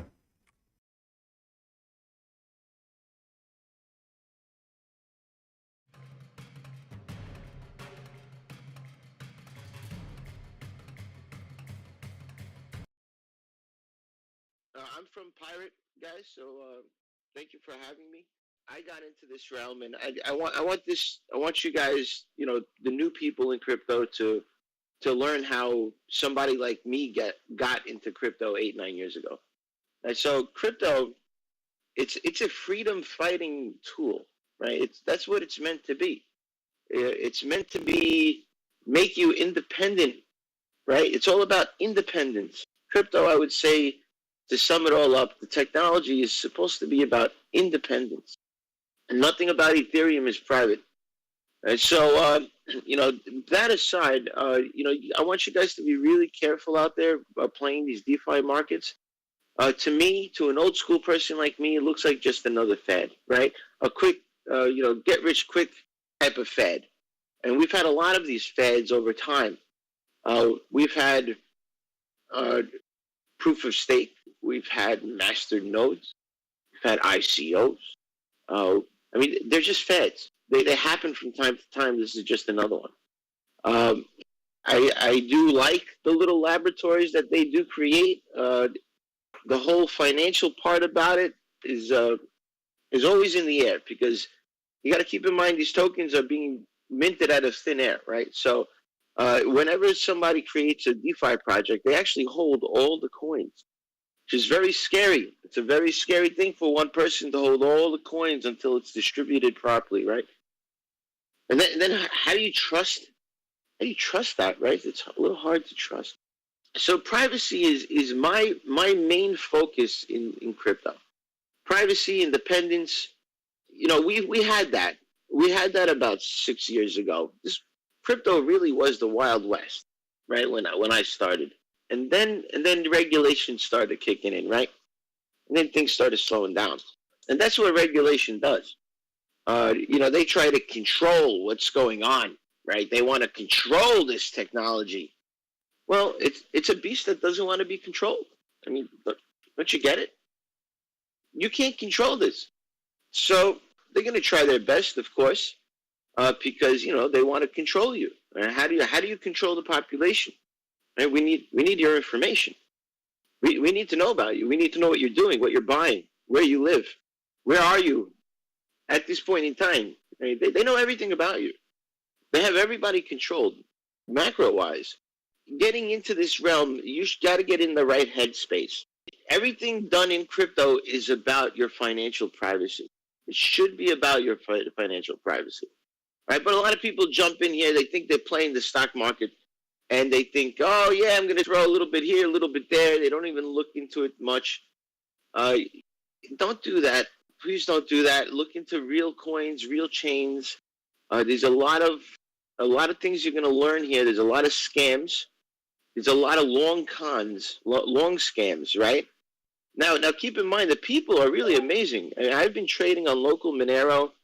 I did some trading there. It didn't work out because of banks, once again, and I realized the importance of not having a bank. Banks are the whole reason why we're doing this. We don't need banks, right? So that was going through banks. You don't want anybody telling you what to do with your money. This is the whole point. This is financial privacy. Nobody needs to know how much money you have. Do you really feel comfortable telling everybody how much money you have? If you're not in control of your privacy, somebody else is. Where are they controlling us mostly right now? Where do they have us by the balls? They have us by the exchanges.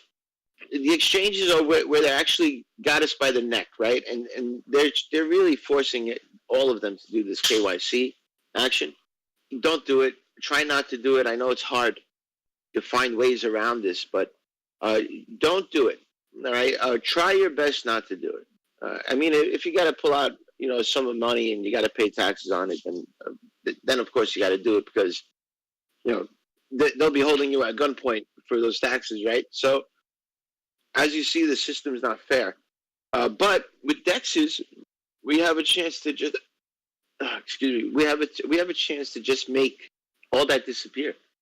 They can't regulate something that's decentralized.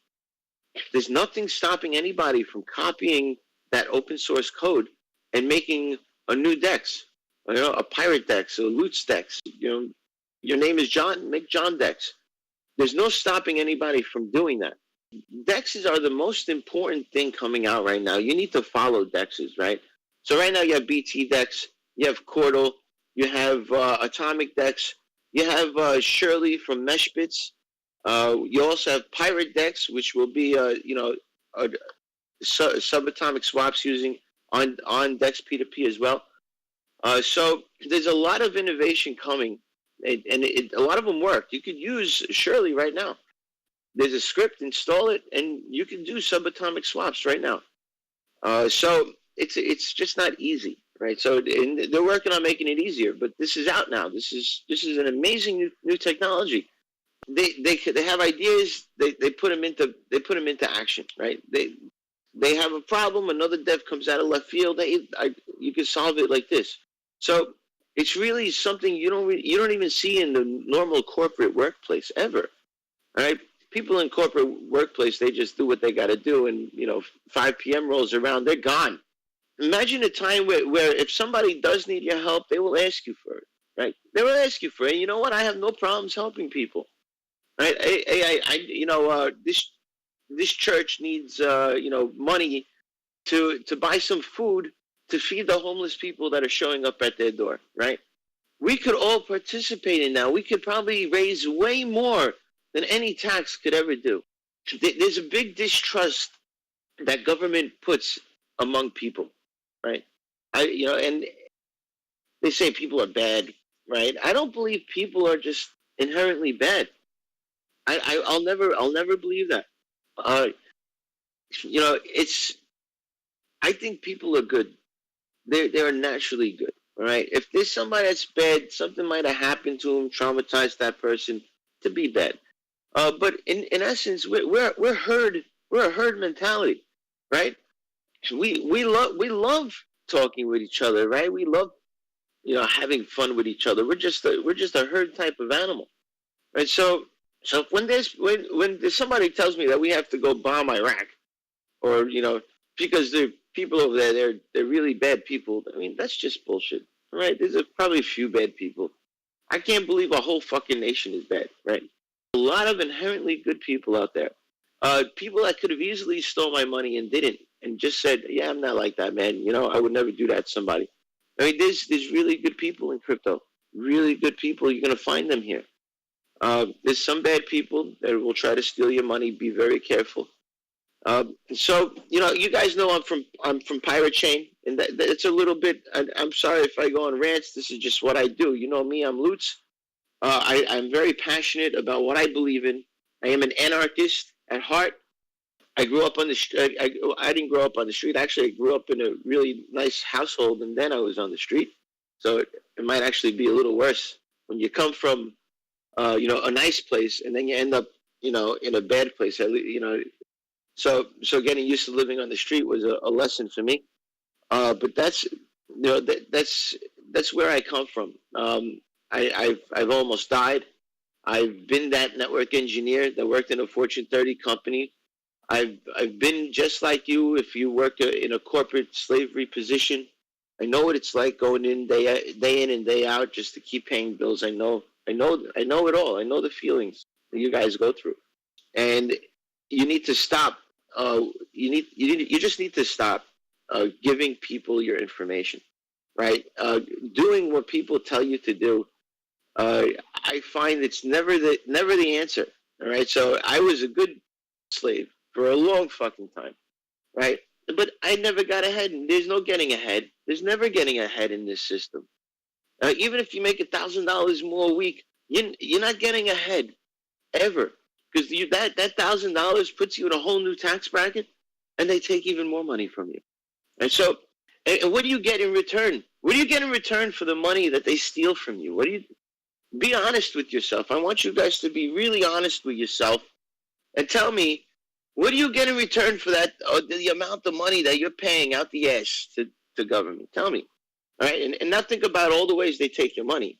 All right. they take it when you go shopping, right? They take 8% sales tax.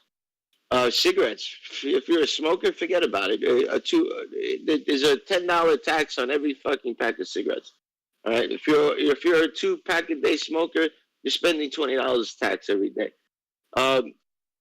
Gas, when you go to the gas, right? There's a gas tax. When yearly, you got to pay your taxes, right? They come up with amazing numbers that they feel you owe them, and then you have to try to get it down. Before you get your paycheck, they're taxing it. Before you even spend it, before you even get, the money even gets in your hands, it's taxed, right? You didn't even have the option to say, you know what? I don't really want to pay my taxes this week. I have a problem with government, and they haven't fixed my street in about 2 years, and I'm not going to pay my taxes until it's fixed. I mean, wouldn't that be a nice little bargaining chip to have? I mean, isn't that the way business is supposed to be done? You're supposed to provide me, and then I'll provide you. But no, they take it first, right? They are keeping you guys in the ground, and you're never going to come out of the ground. Right? The way this is set up is that they take enough money so that you could really never get ahead. But if you make good money, they're going to take it from you, right? They'll take a certain percentage. They always do. And who are these people? Now, the title of this show should be, who the fuck are these people, right? Who are these people in your life? Have they ever shown up at your door? Has government ever shown up at your door and said, hi, my name is Mr. Anderson. I represent Uncle Sam. And, yeah, we're going to, fix the street and make your life a little easier if you pay a certain amount of money, right? But there was no negotiation. I never met anybody. All right, so this whole system that is supposedly in place and not working, because we know it's not working. It's all bullshit. All right, so you can say you're a Republican, Libertarian. I don't care what you title yourselves, right? As long as you leave me alone, right?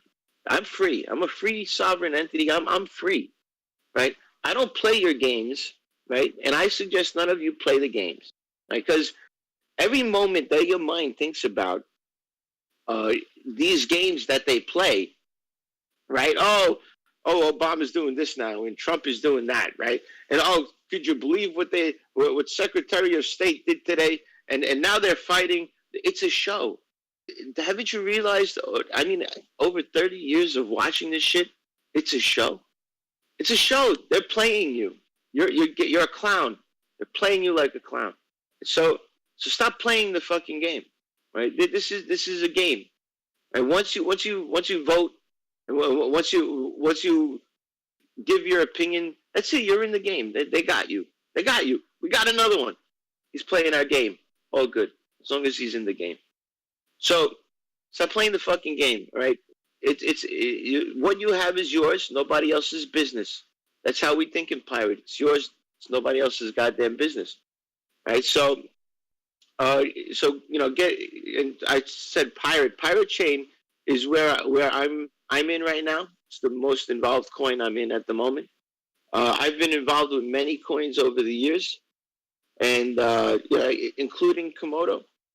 I built Komodo's first website back in the day, and back then I was a nub, right? So I've been grassrooted into the Komodo a long time ago, and these coins that are shaping privacy are the most important for the technology going forward.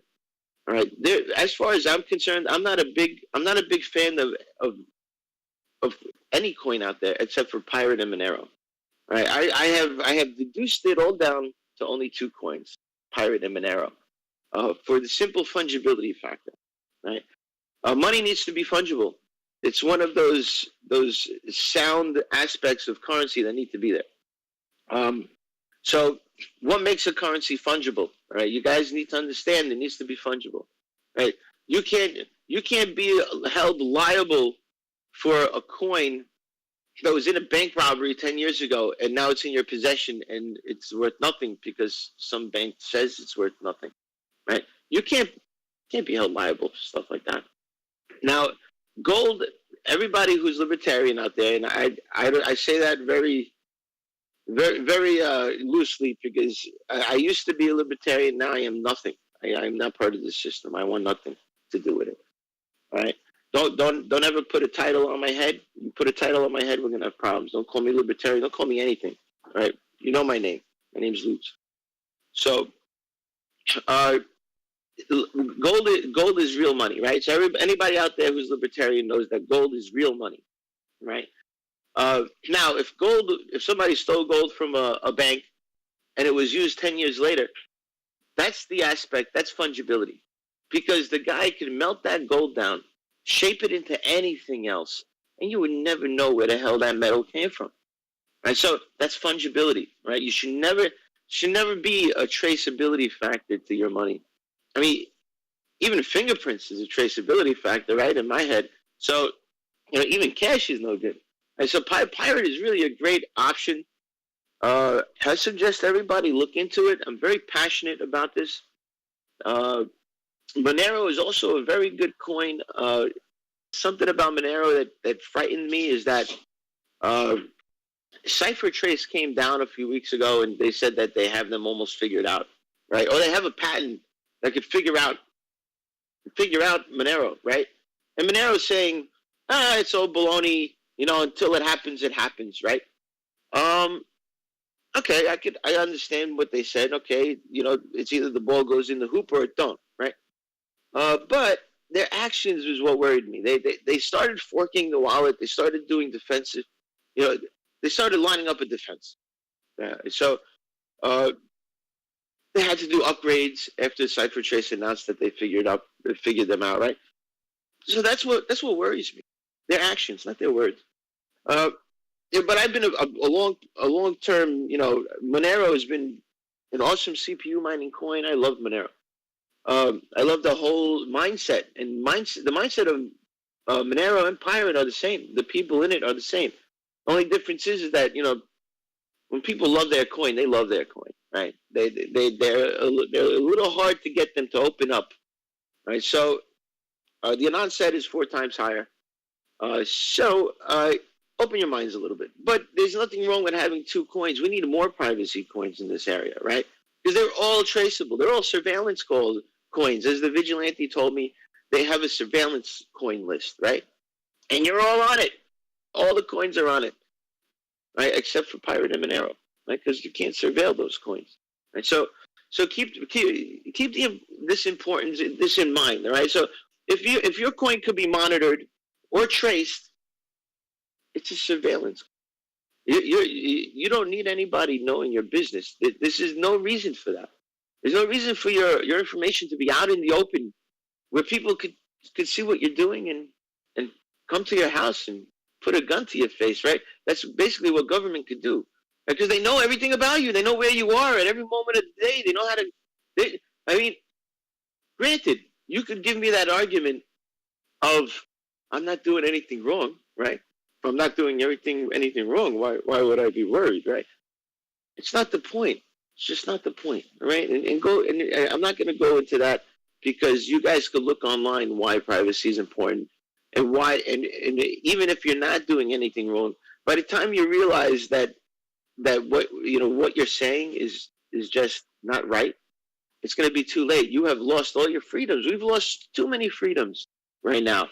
Right? I have people knocking on my door telling me they're inspectors, and they need to walk into my house because somebody complained about my fucking balcony. You kidding me? Are you kidding me? Right? I just got the house and it's been inspected, and they're there like a couple months later telling me they need to re-inspect. No, you're not walking in this house without a warrant. Get the hell off my property, right? That's exactly how you should respond. What is this, the Gestapo? Right, so this is happening. This is happening right here in New York. This is happening in New Jersey. This is happening all over the place right now. Right? They're looking for more tax money. They're looking for money any way they can. They're addicted. You understand? That's what this is all about. They're addicted to printing money now. Once you get that taste of printing money, it's like crack. They're gone. Right? This is not going to stop, and nothing will ever get balanced, and nothing will ever get fixed. It needs to be torn down, and it needs to be rebuilt. Not even to mention the fact that people who have new and great ideas can't even come out into this world and show other people because they got to be scared that they're going to get fined for selling something as maybe a Jewish pizza, right? It's a mix of two different types of foods and it tastes amazing, right? I don't know, matzo ball pizza, right? Is amazing. It probably tastes fantastic, but you would never know because nobody has ever introduced it to you because these regulations are holding the whole system down. It's holding innovation down. It's holding creativity down. All right, so I just wanted to introduce you guys today to me. My name is Lootz. I'm from Pirate Chain. All right. Obviously, you can see I am not with the system. I am a total anarchist. If you want to give me that label, I don't even care for that label at all. I fight for freedom. I want to be left alone. I want all you guys to be left alone, so nobody comes and tells you what to do. Right? I don't want anybody telling my son what to do. So I suggest you guys start heading down the privacy road.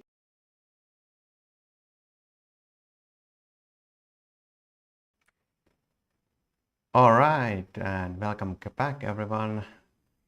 Thanks for Lootz for the presentation, and we might have a chance to speak with Lootz on the event 4 coming up. So check up the schedule and be sure to submit questions to Lootz if you have any. We can then ask them live on air. And now we are gonna transition to talk about the bounty hour and what has been happening and giving you guys more info about that. So without further ado, I will just hand it to JC. Thanks, Otto. Let me know when my screen is live. You are live. Awesome. So I'm going to take a few minutes to talk about the swap contest details. And something I'm waiting to do is to click this refresh button though first and find out exactly how much the swap total has jumped, because it was about at 9,500 here while Lootz was doing his thing, and I'm hoping for 10,000. So let's see where we end, where we wind up at the end of this event. How close did we get? I see 99.18 right now. 99.18. All right, I will talk long enough for everybody else to get. How much do we need? 82 swaps. Do you think it's out there? If you guys get 82 swaps, maybe we'll add a little bit more to the airdrop. How does that sound? So I'll try to stretch it out. So first, other exciting metric is that we have 669 downloads of the AtomicDEX beta for the desktop version. Desktop version alone, 669 of them out there. That's everybody that's listening in. You're one of those people that's downloading that and using this app. It's absolutely fantastic. If you want to find out more information about everything that's going on right here, the events that are coming up and everything else, go to our Twitter, go look at the pinned tweet, go to our Reddit, go look at the pin there, come to our Discord and ask questions.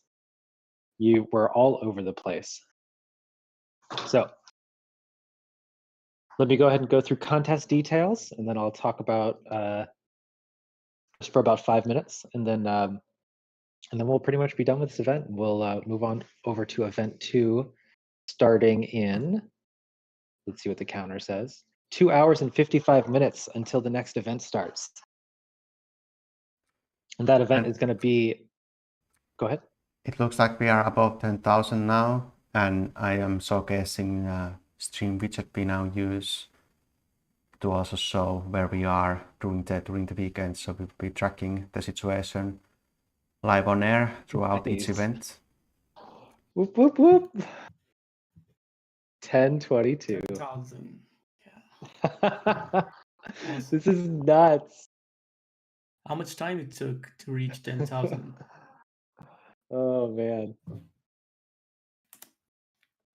So our original internal goal in marketing was thinking about like, yeah, let's get 10,000 swaps, and then maybe like let's make a stretch goal, and by the end of the week following the stress test, like let's be seeing if we can have 100,000 out there. I think we're gonna hit 100,000 by the time the weekend's over. I think it's totally possible now. This is absolutely Awesome. crazy. That'd be really cool. Maybe maybe 1 million swaps by the end of the year. Maybe Wow. maybe we host Easy. a little bit more in our town hall in the Discord, get people to come and do some swaps once a week on Thursday, throw out some rewards.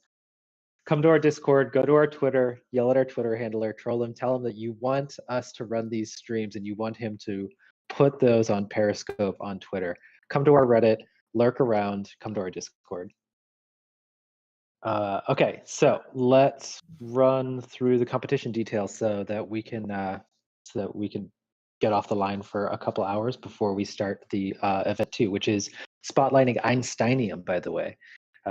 One of the community spotlights for people that brought a ton of registered users to come and test the AtomicDEX. They have a very robust community. They're going to be talking about some of their tech and collaborations with Komodo. And they've got some actually interesting stuff coming out that they're going to be asking for support to do in the AtomicDEX, one of them being something about an airdrop. So they're going to be reaching out to our channels to talk about that. So the swap contest details, this article right here, honorable mention to Delton Rhodes right here, who is our head of content and makes all these wonderful blog posts. Absolutely great. I'm going to run down and go through this so that everybody just kind of has an eyes on and knows a little bit more about it. The rules, requirements, and eligibility. You need to register your AtomicDEX KMD address in order to be eligible for all the prizes. And you want to be eligible for all the prizes. That's definitely a thing. And when we say register, what it means is that there is a registration form. It's right here, event registration form. And what it's going to pull up is it's just asking for your email and your AtomicDEX KMD address. And this helps us do all kinds of things like filter out a ton of bot users and make sure that we're testing organic volume. It's just a nice little gateway right there. So register your AtomicDEX KMD address, and then we can get you your airdrops, because we can't actually touch your wallet, but through blockchain analytics, we can drop you coins into wallets that are associated with your Bitcoin and your KMD address that spawned from that seed. So it's a non-custodial wallet. We can't touch it, but we can drop stuff into it. And that's what you get to earn for prizes. Come and earn all the prizes all weekend. Registered users can get Bitcoin, Komodo, Qdom, Einsteinium, Firo, which is rebranded from Zcoin, and we're happy to showcase them, Raven, Nav, and Veriscoin, and other prizes that are ad hoc. If you show up to the live streams, you'll find out about them. For each event, prizes are going to be distributed after the event is over. There's opportunities for bonus prize caches that are then picked up when you come to the Thursday Town Hall community wrap-up meetings in weeks to come. You'll hear about those ad hoc through the things. You heard about CA's crypto puzzle. Has anybody solved that yet, by the way, CA? I might have put him on the spot too. I don't know if he's Checking. Give me a second. I'm checking. Okay. So I'll keep on talking for a minute. We've got prize opportunities that are coming up. We've got 3 different kinds of prizes. Not cracked yet. 333 KMD is still in there. Not cracked yet. And did I hear something that you were going to increase the amount if nobody cracked it this event? Is that how it was? Or is it 24 hours? If it's not cracked today, by tomorrow I'll increase the pot price, definitely. But I'll also provide a hint today. So chances will likely go up a bit once we release a hint. So I do expect it to get solved until tomorrow. I'll definitely expect that. You heard it straight from the CA. So prize opportunities, let's run through these and then we can close out this event and get prepped out for the next one. So prize 1 is a raffle and atomic swap lottery airdropped to registered users' wallets. So what this is if you come and you do swaps during any of the 6 one-hour swap events, which are embedded in the 6 events that run this weekend, you will get automatically entered into a raffle where we reach into a hat, what's the equivalent of a digital hat, CA? A digital hat. We reach into that and we pull out raffle tickets mostly dependent upon how much volume is accrued. So if you get a lot of volume on that hour, we're going to pull out more tickets. So get your friends, get everybody, tell everybody, shout it on your channels, get people here, get more tickets drawn. They just have to come and make one swap. That's all. They just need to come and download the AtomicDEX, make one swap there, boom, instantly in the raffle. Prize opportunity 2. Collaborative atomic swap competition. This is the one that happens during the atomic swap hour that you just finished. As you drive volume up, we allocate prizes to all the registered users that made swaps during that hour. Then we airdrop prizes of those communities that participated. So for example, Einsteinium that's happening in the next hour, you come here and you make swaps, boom, you get EMC2 in your wallet. You made swaps this hour, boom, you're gonna get KMD in your wallet. We will rain rewards in your wallet all weekend. Come to all 6 events and you'll earn all the coins and the ad hoc prizes. Then you come back to our Discord afterwards in the weeks to come and you pick up your bonus cash prizes. It's all fantastic. Prize opportunity 3, top atomic swap competition. So we have this great leaderboard. Let me see if I can find it. Boom, leaderboard right here, top 5. These top 5 addresses right here, they're going to get rewarded. Also, next hour, we're going to reward the top 5 addresses for that swap hour and the top 5 addresses overall. So that means if you swap all weekend and you're the top on the leaderboard at the end of the weekend, you get a reward. That means if you're the top of the leaderboard for that hour, you get a reward. So this reward is intended for registered and non-registered users alike. We want to incentivize other important parts of our community, such as, I think I've heard it called script kitties. Is that the right way to call it? Yes. Maybe you can. Kitty. So we know that people, we want them to come in, we want them to use, is it client side? I actually don't know if I can talk about too much, if I can understand, like, maybe you can fill me in some. I have some blanks in my technical knowledge. What are some of the users that are going to really be reaching this leaderboard? Well, I think it depends, right? We initially agreed that we won't just reward like the top of the top traders, because technically, right, a script kiddie refers to someone who would use like scripts, tools, pre-existing tools, etc. I mean, in our case, it would be like someone who would write like a small dedicated script that would automagically issue swap requests in order to increase the chance, right, for swaps going through and also to boost the count. We even suspect, I mean, we've seen like 1,500 orders in the order book now recently during this swap event. And I mean, it's a very, very high chance. I mean, the possibility, the odds are very high that this was actually a script kiddie, right? Who was sort of afraid or maybe rushed, who did want to reach like a very high number of swaps. And by doing this kind of automated, swap requests and inquiries, you could end up like in a case like this user ended that you'll have like hundreds, maybe even thousands of orders, of open orders, and this person will still need someone else to match such an order, right? So he didn't take probably this into account, that there are still like other humans involved and they need to match and swap you in order for your script kiddie plans to go up, but it didn't work. And yeah. Foiled by CA. This is great.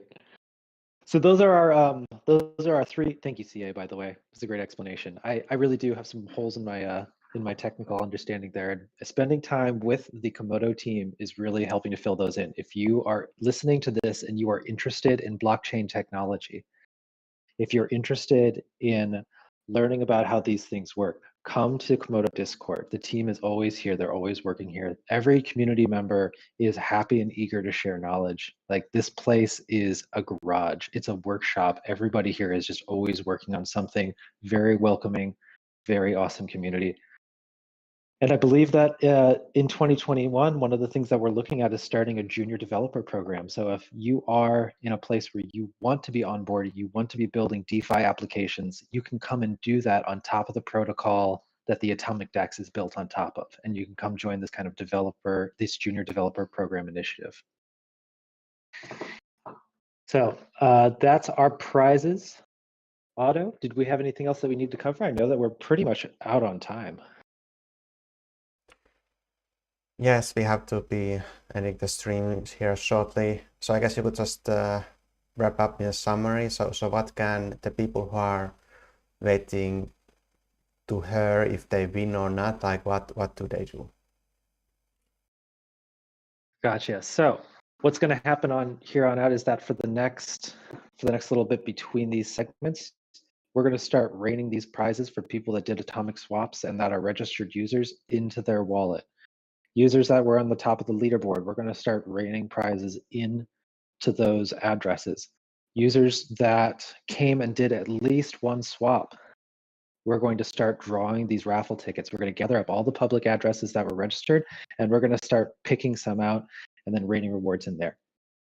And so that means that at least everybody's walking away with something if they came and did a swap. Because as long as you made a swap, you get a little bit. Some people will walk away with a little extra because they got a raffle. And some people that are topping the leaderboards will also get a little bit extra. So come to every event. The next event is starting at 12:30 p.m. UTC, and it's with Einsteinium.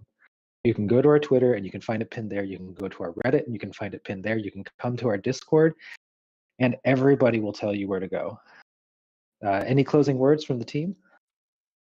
So if I made a swaps, so I could expect to receive a transaction in soon.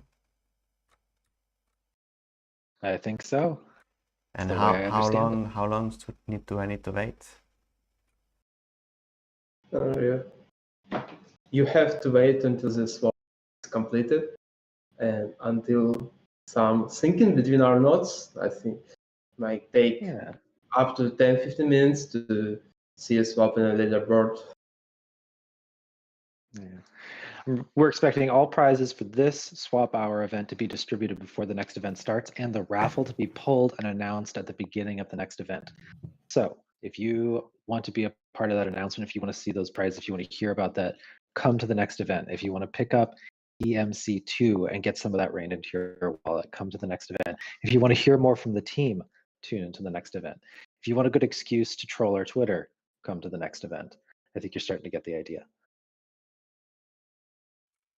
So I think that's it for this stream. So as you heard JC, just come to the next event and you will find out if you won in the raffle, and also keep an eye on your KMD address and see how much KMD or what coins will land there now and throughout the weekend as you take part in these events. So see you guys in the next live stream. Check out our blog post for the full schedule and follow our YouTube channel and the announcements on Discord. Bye bye. Thank you, Otto. Thanks. Bye. Take care, guys. Yeah, Take care, bye. guys. Thank you too. Bye. See you guys.